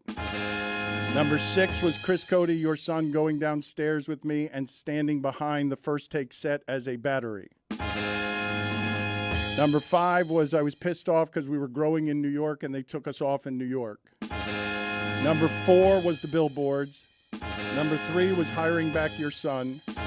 Number 2 was not running a story I wrote about China and LeBron that was one of the best things I've ever written. And number 1 was Billy in the penalty box. Don't forget the art of conversation. I did forget the art of conversation. It's on Valerie's list. You want Valerie's list here? It's different Just a quick, I believe they took us off New York because they put Stephen A. on, right? Wasn't that the reason? That is correct, but we were doing very well in New York. I didn't object to this taking us off in Los Angeles. We were doing poorly in Los Angeles. Like, I had no problem with that, but we were crushing it in New York. Number 10 on Valerie's list is they got really mad that I got a hippo named after me at the zoo. They thought it was a liability. Yeah, I remember that. Yeah. What if the hippo eats somebody? That's one of the more ridiculous. Dan Le Batard of ESPN Radio? What if it escapes and harms someone? Hippos are dangerous. They kill a lot of people. That'd be a Zion situation. It's usually in Africa. You think it'd be good for us? I think the ESPN is like Dan Le Batard. Whoa. Dan, also in Colombia, big issue, hippos in the rivers in Colombia because of Pablo Escobar. Wow. That's true. He had a zoo, and he let all the hippos go, and now they're in the rivers in Colombia, and now they're killing people at a very high rate. Awesome, Jeremy. Number 9 was the president of ESPN before Skipper called into our Sunday morning radio show and scared the hell out of an $8 an hour board op because I said coming up next we talk about what Bob Ryan said on the Sports Reporters, and he called the board op and he said, "The hell you will." And the argument I got into with him afterward had me asking out loud, "Who the hell do you think you're talking to?" Number 8 is that I said right before Lance Armstrong hosted the ESPYs that he was Barry Bonds and should be considered a cheater like Barry Bonds. Number 7 is our first studio day at ESPN. The day before, me and my brother put all of the art in over their objections. We hadn't told anybody, so we did all of this. Disney, famously proprietary about its cartoons. So they weren't really happy that we did that. Number 6 was the live stream I cursed on. Dunk Le Batard. Yeah, they took it away from us after that. Greg, famously deterred by the lights, I think, in that situation. I remember that. Yeah, I hated Not that deterred, night. confused. Well, I was on medication at that time. And Mike was left with the bill. Yes, Mike was on the floor on his knees saying this night couldn't have gone any worse. And then a Clevelander waitress came over and handed him the bill because we had all left. Yeah, we were already.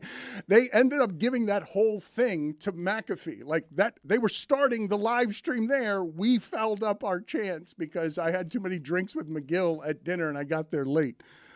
Number 5 is I wouldn't do live spots, especially for Walmart.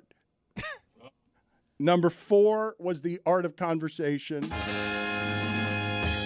Number 3 was that we had successfully negotiated a T-shirt company. No one had done that, and they got really mad that someone had allowed that to happen because, again, Disney proprietary about its cartoons. Number 2 was over those pay cuts that they asked us to quote-unquote volunteer for during the pandemic, even though no one got bonuses when things were going well. And we had to volunteer for them. It wasn't really volunteering.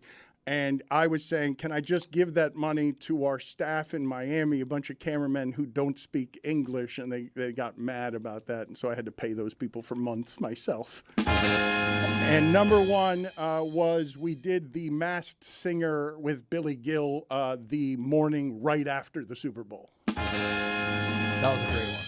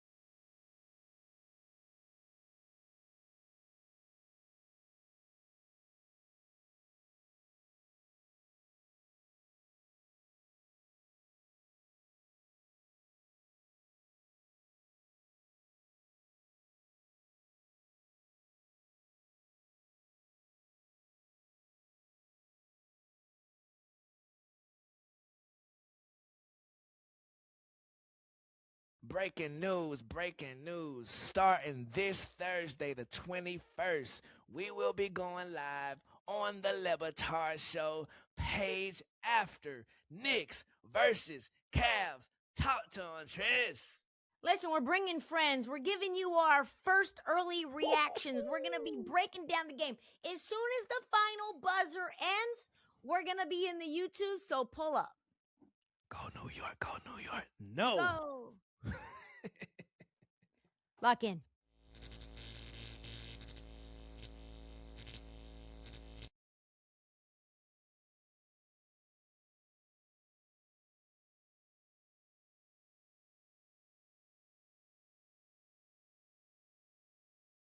Came up.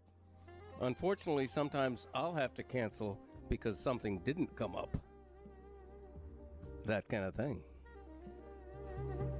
It's a good look for us. Do we have another question for the Love Doctor here after such great advice? With Chris listening. Oh, we're doing it, baby. What are you guys doing, man? Oh, you want question number 2? Yeah, let's go question number 2.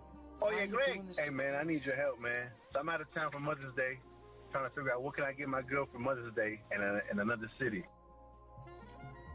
Oh, wow. Buddy, I'm worried about this. Not one, but 2 of the Love Doctor's marriages began rending like cheap fabric when Greg was either out of town at a sporting event or away at a doctoral conference. And the exes were doing the clandestine bumpy bump behind my back.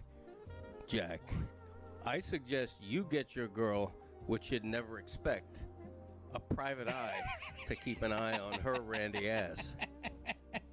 You know about that randy ass, Nick?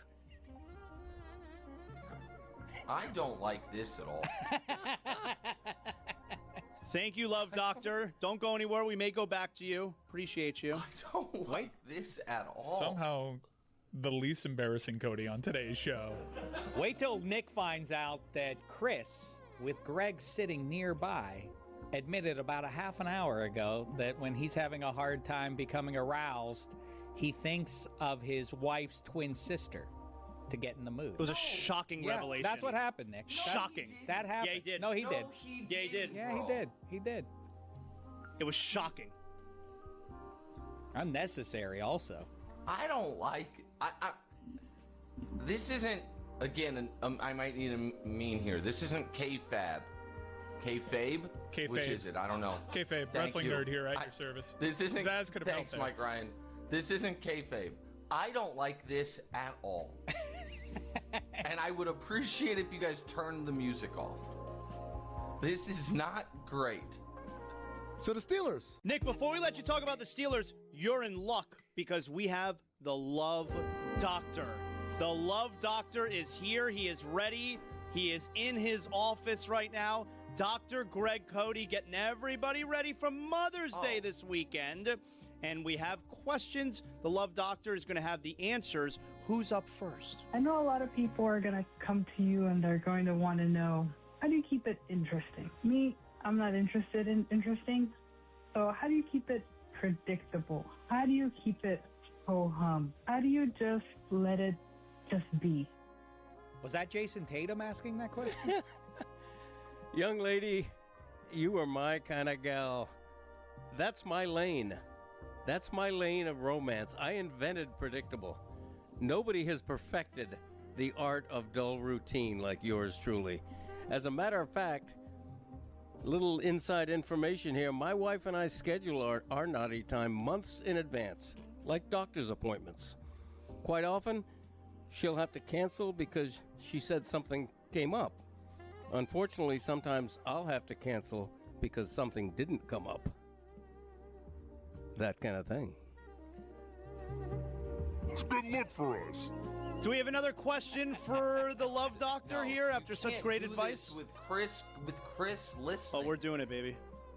What are you guys doing, man? Oh, you want question number 2? Yeah, let's go question number 2. Oh, yeah, Greg. Hey, man, I need your help, man. So I'm out of town for Mother's Day, trying to figure out what can I get my girl for Mother's Day in another city. Oh, wow. Buddy, I'm worried about this. Not one, but 2 of the Love Doctor's marriages began rending like cheap fabric when Greg was either out of town at a sporting event or away at a doctoral conference. And the exes were doing the clandestine bumpy bump behind my back.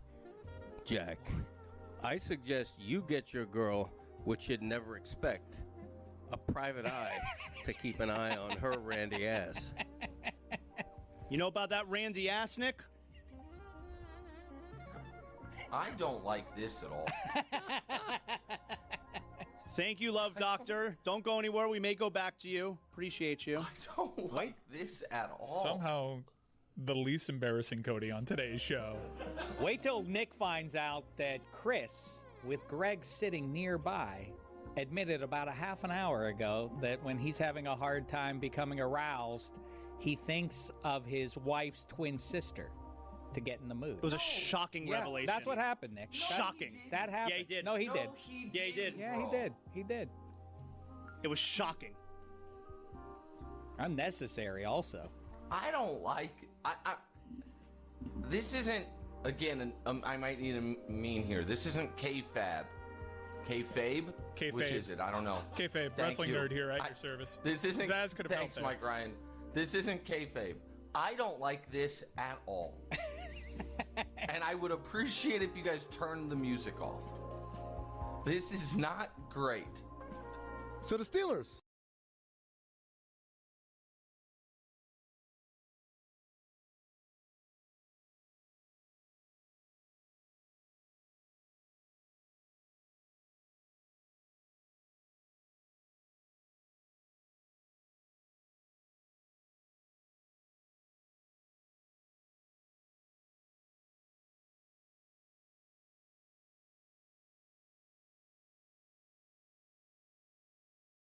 Nick, before we let you talk about the Steelers, you're in luck because we have the Love Doctor.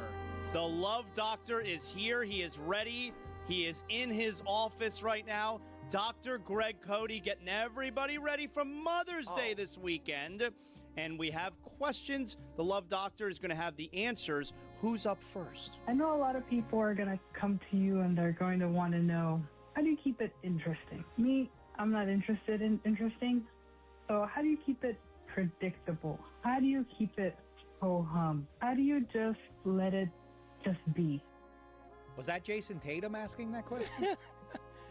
Young lady, you are my kind of gal. That's my lane. That's my lane of romance. I invented predictable. Nobody has perfected the art of dull routine like yours truly. As a matter of fact, little inside information here, my wife and I schedule our naughty time.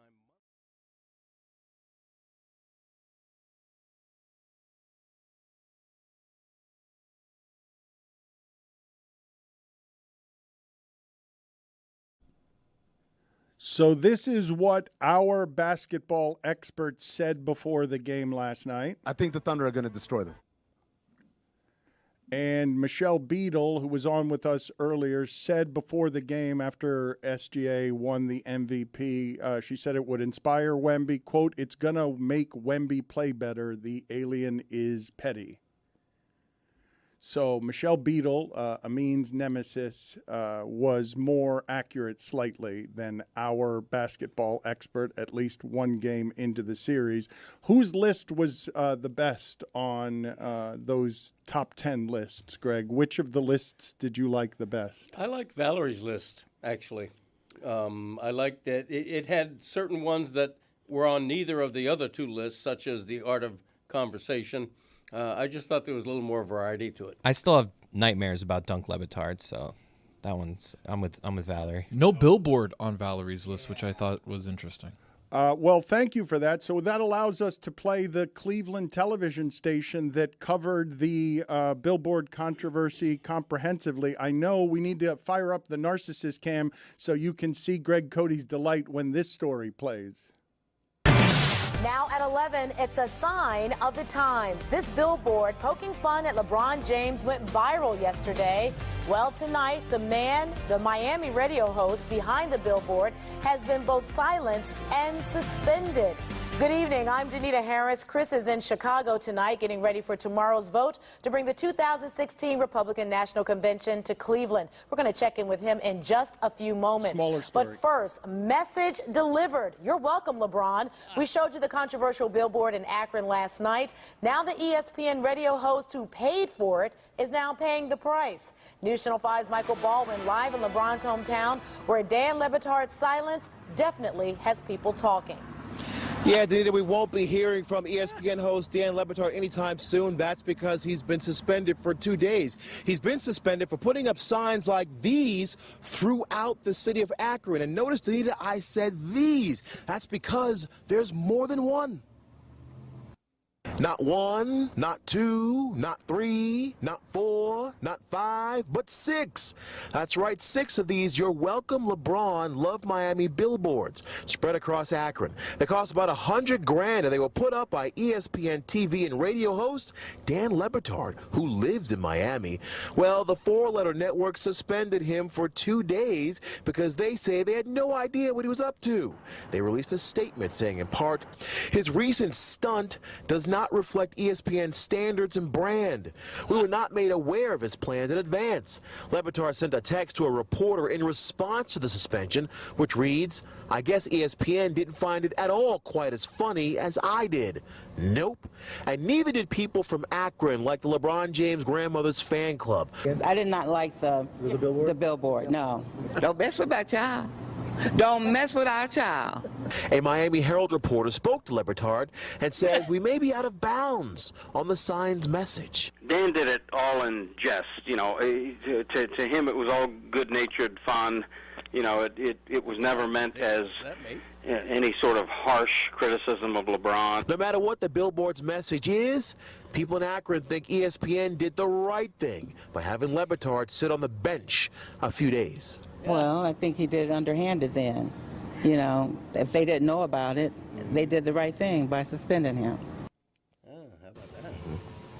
You know, of those 6 billboards that we found one near Springfield Township and another one near Coventry. It was just over the Akron line. Now, again, Dan Le Batard's producer is supposed to be coming to the rally tomorrow. He says he has another few surprises for us. We'll have to see what those are. All right, we're live in Akron. I'm Michael Baldwin, News Channel 5. Oh, wonder what they could be. Okay, thank you very much, Michael. Oh, big story in Akron, huh? The local news music gets me every time.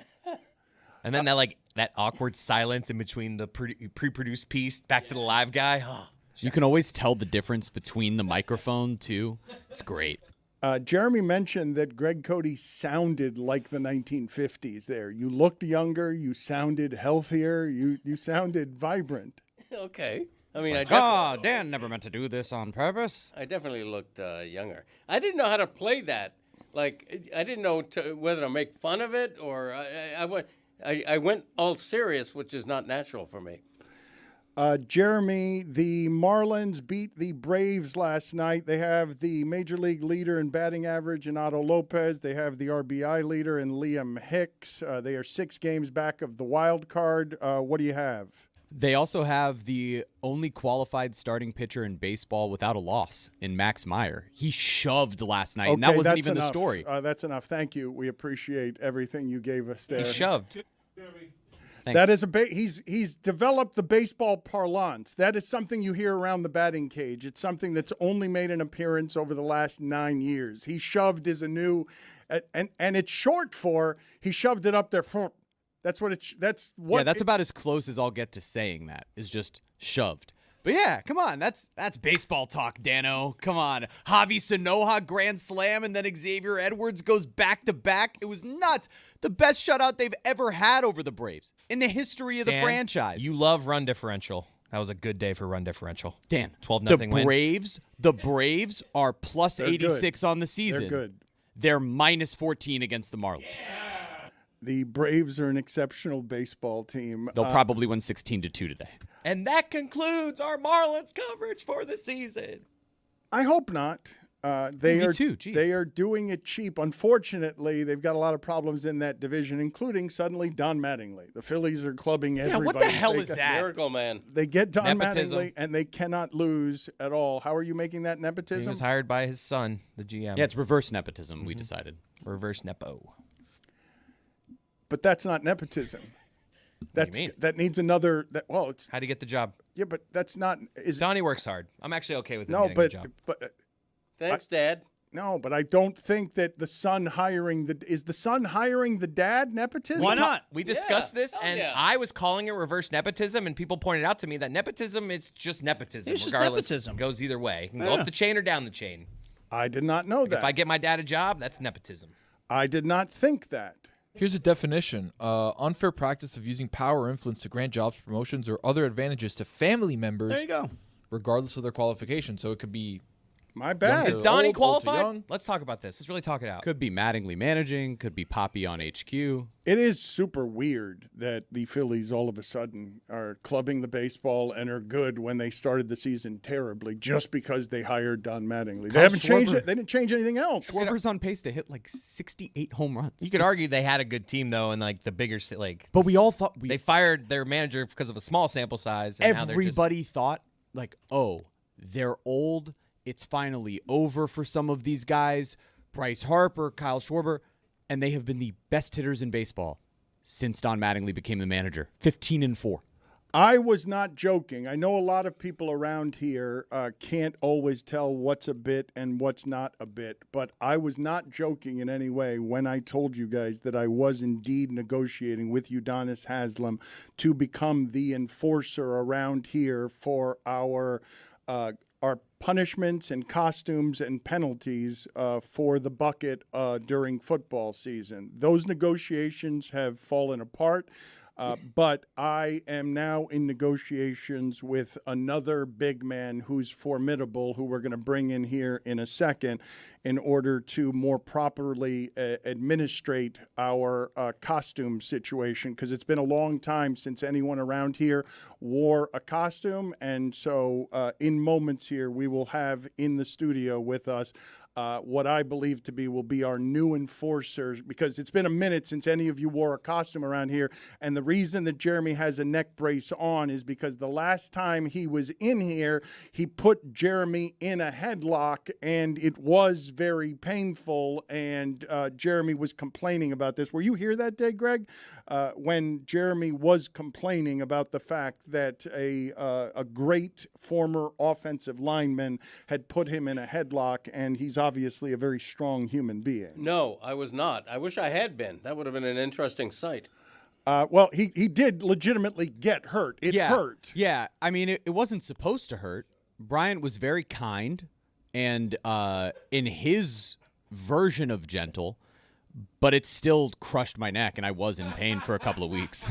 Lawsuit? Yeah, No? we will bring Bryant Still in pain. McKinney Oh, in no. here in a second. But among the things that I want to talk to Bryant McKinney about is sort of the changes in journalism that make it so that Jaylen Brown and Stephen A. Smith are now just going back and forth at each other. And I do think this is the weird transaction where Jaylen Brown suffers from it, but Stephen A. Smith does not. Stephen A. Smith gets rewarded for the fact that all of these guys continue to get lured into beef with him. So the first thing we're going to do here as this escalates... I'm just marveling that I think he just ate a donut in 2 bites. Yes, he's a substantive man with an appetite, and he can eat whatever he wants around here, because I've brought him in here to ship-shape you guys a little bit, because you guys don't wear costumes. I've seen Chris eat a donut in 2 bites. Shut your mouth. Ship shape. We need to get people around here to be more beholden to the audience. And so we're going to have to use the enforcement of Bryant McKinney here. And I'm going to involve him in this story in a second. He's obviously a Miami legend. He never allowed a sack in college, not even in practice. He's an All-Pro, a Super Bowl champion, and he's a 3-time Grammy-nominated executive producer. And I'll get his thoughts on this in a second. But let's first, to recap for the audience and for him, Jaylen Brown went very strong at Stephen A. Smith, and it sounded like this. Stephen A's job, and it's Kendrick Perkins' job, and my job to talk to the media.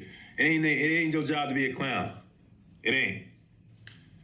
And this whole playing the game, this delusion that y'all running with, y'all making it seem like I'm playing the game and I'm pulling the ladder down. Y'all ain't doing nothing but helping y'all motherfuckers selves. And I'm tired of that shit. Y'all not being the bread. And that's why people calling that shit out. And that's why I've came to that conclusion. And I'll tell Stephen A, whoever else, when they see me in person, I will let you know that it's Stephen A, Stephen B, Stephen C, directly to your face. So you don't even know. Like, it don't gotta be no, you know what I mean? It is what it is. I feel like we need to work on our Stephen A, Stephen B, Stephen C. Just doesn't really do much for me. We got to do better with the insults than that. Okay, but clown is pretty strong. That one's Clickbait is pretty strong. And then Stephen A threatened him, which I don't think is in any way appropriate, does not in any way resemble journalism, but also threatens him with actually doing journalism. Jaylen Brown, be careful what you wish for. You really want me to start reporting on that level? You understand? Locker room? How the organization might think about you? How the city may feel about you? How Jason Tatum may or may not have feel about you? Sneaker deals, endorsement deals, the list goes on and on. The season is over, bro. You on Twitch trying to do what I do and talking about me needing to step away. It makes no sense. I'm simply making the point that it is not wise after 24 hours of having your season over in the first round for you to be coming out talking about that's your favorite season. It ain't the smartest thing in the world to do. I wasn't trying to be disrespectful. I was trying to sit up there and look out by letting you know this is not a good look. When you're talking about clickbait and all of that stuff, somebody told you one of the best ways to get it is to bring up my name. And that's what you did. So who's really looking for clickbait? They're both wrong here, to be clear, because Jaylen Brown saying the things that he did when he said them make him an easy target on fair criticism. But Stephen A threatening him with, "I'm going to do journalism. Don't make me do my job correctly." You thought I was good at entertaining. Wait till I really do reporting and do my actual job, what you people think I actually do. One thing on the Jaylen Brown situation, obviously signed a massive $300 million contract. What is that room he's in? Is it like a bunker? Well, is it like Stephen A had commentary on this as well, goes after him on this one as well. I'm not going to get personal. I did mean what I say, though. You did make $53 million this past year. You're gonna make $57 million next year, and 61 after that, and 67 after that. You could have video that's not relying on a laptop. You could have a damn studio instead of some damn room or dungeon or whatever the hell it is. Producer, director, hire somebody if you can. You can afford it. I meant what I said about that. Cody, what are your thoughts here before we get to Bryant McKinney? That's gold for Stephen A. Smith. Okay, the controversy. An athlete sniping at him is perfecto. That's exactly what Stephen A. wants. That's what he elicits. That's what he's hoping for, and so it's all good with Stephen A. What a masterclass! It was. I'm not gonna get personal, but your shit is busted. Yeah. Bryant, what are your thoughts here as you see the gulf widening between athletes and the people who cover them? You and I have always had a good relationship. You have always been accessible. I don't know what your general relationship was with the media throughout your career, but what are your thoughts on what you just heard there? I feel like I had a good relationship with the media. I would like the media to stay professional, as I would do the same. I think things can get a little carried away now in this day and age of social media because people do things for entertainment purposes, and they may not always come off being classy or most professional, but they feel like they're going to get more views. Did you feel like you were ever covered unfairly? Did you ever feel like a reporter crossed the line with you specifically? I feel like you had one situation I had when the Pro Bowl situation when I didn't play, but it was already discussed that I was not able to play because I had an injury, and that was made prior. So the way it was handled to me, I feel like when the trainer was from like Dallas Cowboys, he asked me to come in at a certain time.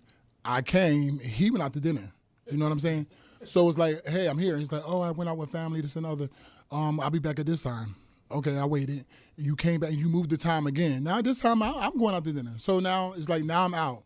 And we made it clear I'm not playing. So whatever you got to do, just do it. But so now I didn't show up when he got back. I wasn't available. I came the next morning and I was like, oh, you missed this. And we already discussed I wasn't doing it. It was reported, right? Was it unfair that it was reported that you were partying instead of doing the Pro Bowl? Exactly, correct? but everybody knew I had an injury prior, and I don't take the towed-off shot. I took it one time because we were in the NFC Championship game. That's the only reason why I took it. But other than that, it's like I just played through it. I don't take towed off. I don't take all those things. How big was that needle? It was a while ago. I don't remember, but you got to sign off a waiver and everything to take that and all that. So it's like I'm not a fan of it. So I took it at one time just because of that was the further I've been in my career, and then it wore off by Wednesday. I forgot I took it because your body.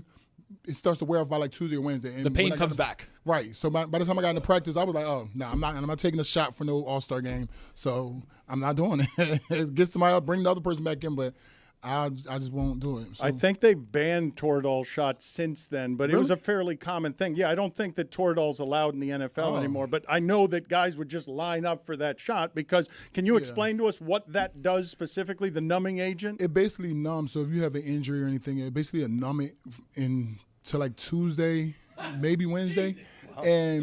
But then it comes back. And then also the thing is you have to be careful is you don't want to aggravate the injury because it's numb. You know what I mean? So, but it numbs the area so that like you could use that muscle you can play. as if it's 100%, right? Because your mind doesn't know. That seems so dangerous. Your mind doesn't know it's still injured. So, yeah, so that's what it does. So that was my only time ever taking it. And then when I realized it wore off because I forgot, I was like, oh, no, I'm not doing this again. The body screams for a reason. It's to alert you that you shouldn't be doing something that puts it in Yeah, but then a little vitamin T in your system, Dano, and all of a sudden it's like, oh, I can run, dude. Let's go. But do you remember the feeling of when it kicked in? Do you remember, because you said you never taken one before, so you took it for the first time because of the stakes of the situation. It was a hugely important game. Mm-hmm. And do you remember how it felt? You just didn't feel nothing. You didn't feel any pain. Like right away? It took about 30 minutes or so, and then you don't feel any pain anymore. So now you're going out there playing at a high level. That's the purpose. And then, but when it wear off, you go back to that same original pain. And I had tore my it ended up being in both feet, so that's why I had to get the shot. What a sport! Right. Y'all also have to remember, I never missed any games due to injury, so that was part of the reason why I had to take the things. It was a championship game, and it was like, all right, just suck it up for this one time. I was actually looking it up, Dan. I was looking at his stats yesterday. He averaged less than a hold per season in his career. You had to hold more than that, right? Just not get caught? Maybe some of them I might have got there away we with some go. stuff. I'm going to tell you this, too. I never got fined either my whole career, right, until my last season. Like by the team or by the league? You know, like the league, they'll say, like, you did something like. So, my last year, my 12th year, I get a fine letter. And I'm like, what? But then guess what?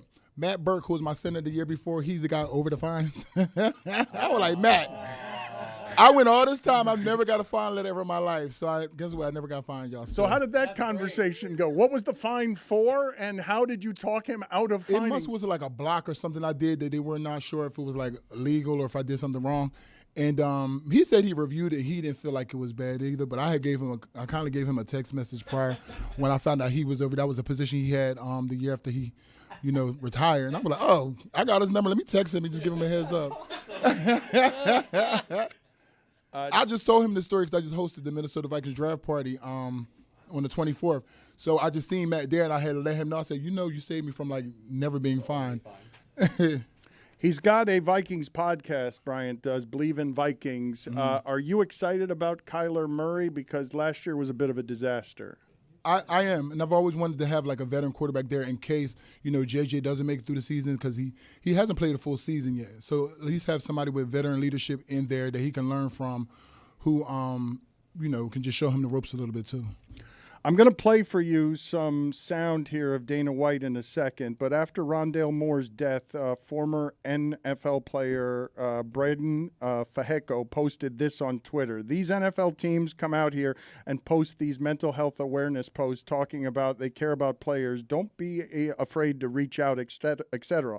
All they care about is what you bring to the table when it's game day. Most players don't want to get help inside the building of an NFL organization because they know you'll get looked at differently. You go to a staff member, tell them you're struggling, watch how different they start treating and looking at you. I've seen it firsthand. Generally speaking, the trainer's room is considered something that makes guys invisible if they're in there for too long. What are your thoughts on what it is being said there? I agree with part of what he's saying. I do agree with the I know a lot of players don't like to be in-house and discuss what they have going on because they feel like the head coach and everybody find out. So I know that's like a stigma with everybody. But I can say based on each organization, because ever since I started my mental health awareness event, the Vikings have been a big sponsor. And the Vikings also hired me the past 3 years to come up and talk to the team on mental health, myself, a therapist, and I bring like a player like Ray Rice and Tommy Harris. I come there again this year in October to speak to the players, and this year they added the staff as well. So they're taking the steps to do what it is and have these conversations. Unfortunately, they lost a player during the off season, so that's another strategy you got to work on now is to how to communicate and keep these guys wheeled in when they're not present. But during the season, it's mandatory for them to have these conversations. And the past 3 years, I've been doing it in October. How and why did you decide? You're doing a fundraiser at the Hard Rock Hotel and Casino. You can buy tickets online at bryantmckinney.com. Why are you doing this? And where did you break through in terms of being able to comfortably talk about some of this stuff? Because when I retired, there was a couple guys that retired around the same time as me, and they were having trouble transitioning.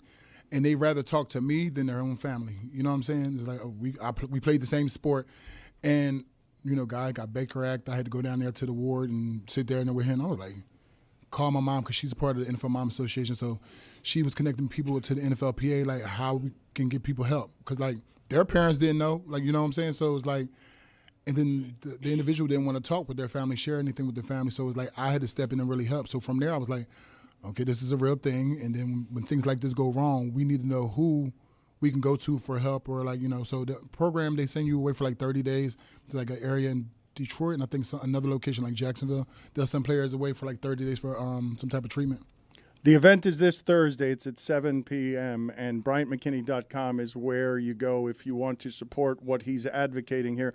But there are a lot of primitive cavemen saying what it is that Dana White is going to say here. You give me your reaction to what he says here.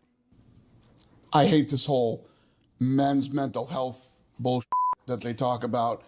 Unfortunately, when you're a man, you are the provider. You are the one that takes care of your family. You are the example for your kids when they grow up, and your sons, and your daughters. And you, unfortunately, you can't be that guy I see these guys posting on social media, oh, I had a bad day, and I'm so sad, and all this other crazy shit. So unattractive. It's just... It's unattractive to other males, let alone women. I can't even imagine. I'm really against all that.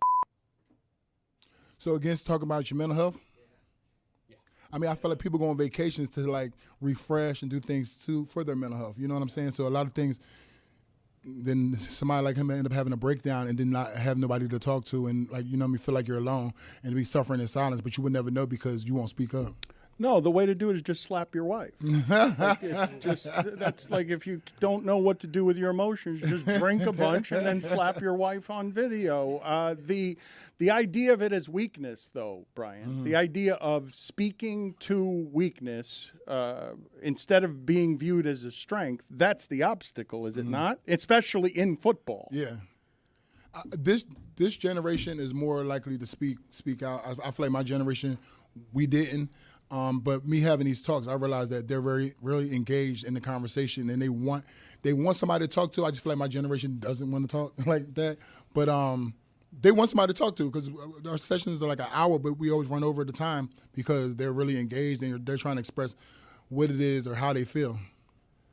When you mentioned Baker acting, for those of you who do not know what that is arresting someone. I don't know if that's just Florida law. It's not just Florida law, right? It's national and international. Is it international as well? It's arresting someone when you think or loved ones think that they are a danger to themselves and others without invading the privacy of the player that you're talking about. What was the experience that you were going through, the specifics of it, the details that enlightened you to, wait a minute, this is something that I need to be involved in advocating for going forward? But it was two players, and I was close.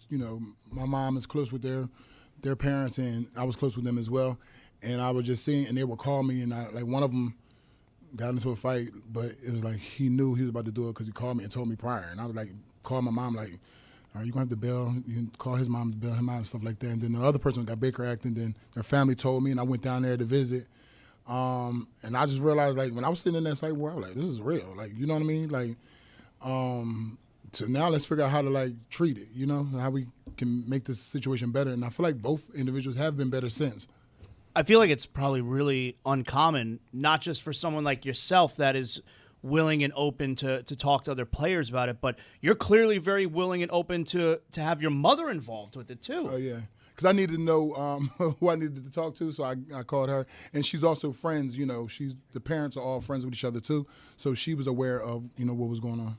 I'm glad that you're doing this, Bryant, because Zaz right here normally just says you just take all the emotions Yeah, and I you just shove it them right down there. real deep in my stomach. Brown you know? liquor. To never be seen again. It is something that seems dangerously male. Where do you see the mental health conversation in the NFL now compared to even 5 years ago? It's happening now. It wasn't happening as much 5 years ago. I feel like a lot of teams are now mandatory having these conversations where they have to discuss mental health. And I think the Vikings are one of the teams, the first teams, you know, that probably started it where, you know, you have my team come in and we talk to them. But it's becoming a thing now. And you see these guys that are young, that are passing away early from suicide and stuff like that. So it's like, it's there. So we just have to figure out like what we can do to like kind of control it. 2 months ago, the NFL approved a full-time mental health clinician available for every team. During your playing career, was it ever okay to tell a teammate, I'm seeing a therapist? If anything, teammates would talk to each other, but we wouldn't talk to nobody in-house because you feel like whatever you're saying in-house is going to go right back up to the head man. So it's like you kind of stayed away from that. And that's what they have to kind of figure out how to get away from that, making players feel like that. Because I felt like that. Like, we all feel like that. So it's like, and I know they still do. So they have to figure out how, somehow make it kind of separate. Nobody wants to feel like they're talking to somebody who's going to go talk to their boss. You know what I'm saying? And share their information. Because now I feel like, okay, you're going to cut me, and if you find I'm doing this, you know what I mean? But they have to figure it out, though. Brian, what's the biggest remaining obstacle to getting rid of the stigma of mental health in the NFL? Is it the head coach himself, do you think, who still sees it as weakness? I don't. So for the Vikings, I don't think he made his staff now a part of it. So I don't think he views it like that. I think he's very open to it. Certain teams is probably different for different teams, you know, case by case. But the Vikings have been nothing but proactive. That's all I can say. The rest of the organizations, I'm not sure. I maintain that what it is that you did for a living by itself is a mental health obstacle course. You're fighting pain all the time, and you are fighting others for money, and your career is going to end short in most instances. And I just think that all of it, what you guys were doing daily, everyone looks at it and like, oh, that looks great, that looks fun, and Sundays are, or whatever day you're playing is fun. But did you enjoy the rest of the week? Not every day. There's something because you can't miss anything. So I missed a bunch of funerals and things like that because there's no days off. Once you're there, it's like you're going to miss some things because you're in season and you're in work. So you have moments of people who've passed that I've missed going to their funerals and things like that because of work, and that can play with your mental a little bit too. But for the most part, I enjoyed it. But you do have your moments where it can be draining a little bit, you know. But, yeah, I liked what I did. CTE is still an overriding issue in the NFL. We don't associate it a lot or maybe enough with the offensive line position. How'd you get through your career in terms of that kind of situation? Nobody was big enough to hit him in the head. Well, that's what I'm thinking, but I don't know. Right. I mean, you had your moments probably where I've had a couple collisions like that, but not probably as much as like a wide receiver, running back. But I've definitely had your moments here and there just because you're constantly on the field. I don't come off the field except, you know what I mean? You know, receivers and everybody come off. I'm there the whole time. So, in the quarterback. So, you have your moments, but I was able to do stuff like I take NAD+, like, you know, IVs. I do stuff like to try to reverse everything. NAD+, good stuff. It is. Was there any player who got multiple holding calls against you in your career? And any player that I held? Yes. Yeah. Is there a player walking the earth today who can say, I made Bryant McKinnie get a holding call twice? I don't know if it's the same person going to say twice, but maybe once or something. Who's the guy you played against that you're like, I might have to try to hold this guy? This guy's pretty good.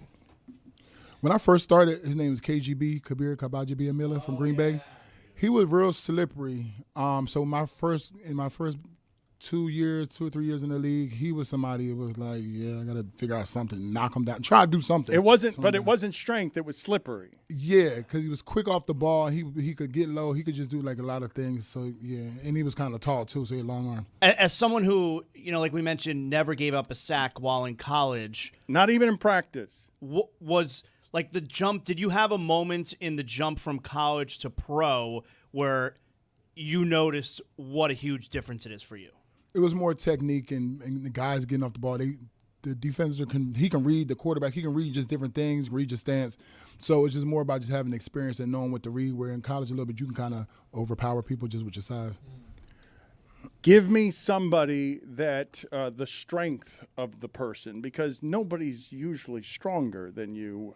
Did you run into anybody whose strength was consistently a problem? Yeah, I'm going to say two people. Justin Smith, he was not the same Justin Smith when he was with the Bengals, but then when he got to the 49ers, it was a whole different Justin Smith. And he became very strong. And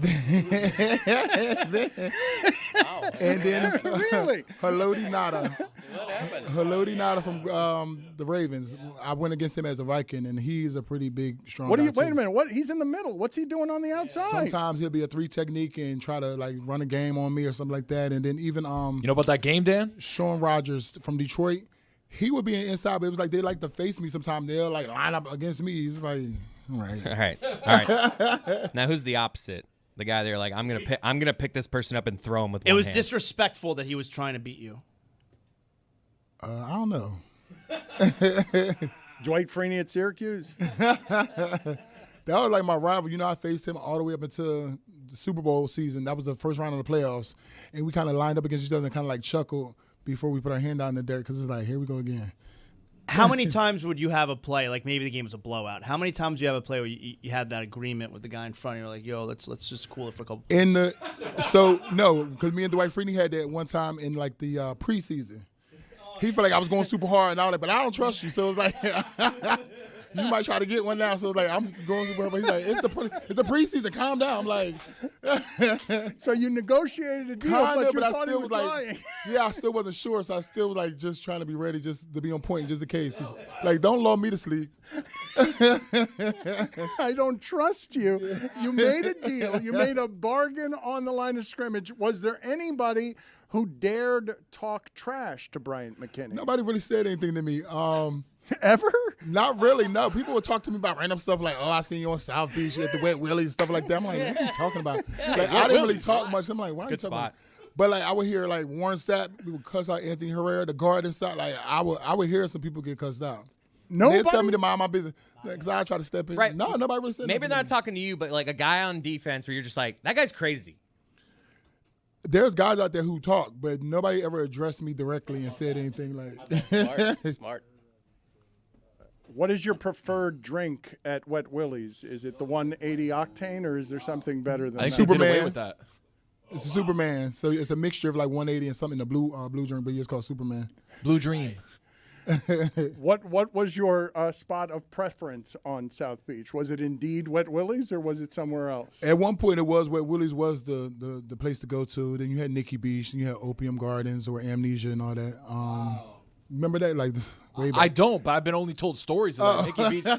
I'm younger than you guys, so I don't have the I wasn't able to go out at that time. But I remember my older brother-in-law telling me about Nikki Beach, about Amnesia, about what was the other one? Treehouse or something like that. You had Mansion. You had a Crowbar level. Yeah, Crowbar. Come on.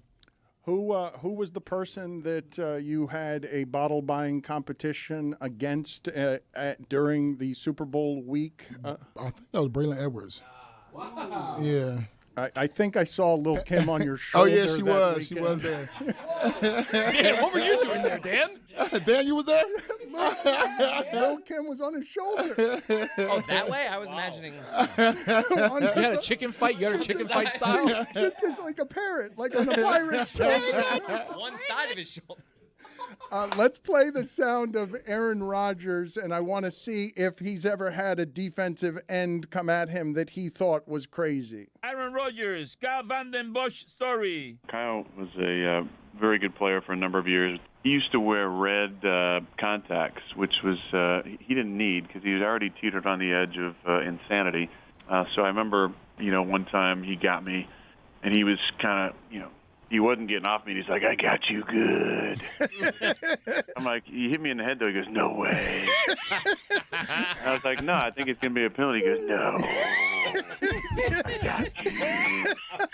Also, another play involving him, we ran a 7-man protection. He looped from his end, and our fullback kind of blasted him a little bit. He wasn't looking, so Kyle thought it was a cheap shot. And instead of getting up and chasing the play down, he chased the fullback down and ended up running a route out to the right. It was like, "I'll kill you. I'm going to kill you."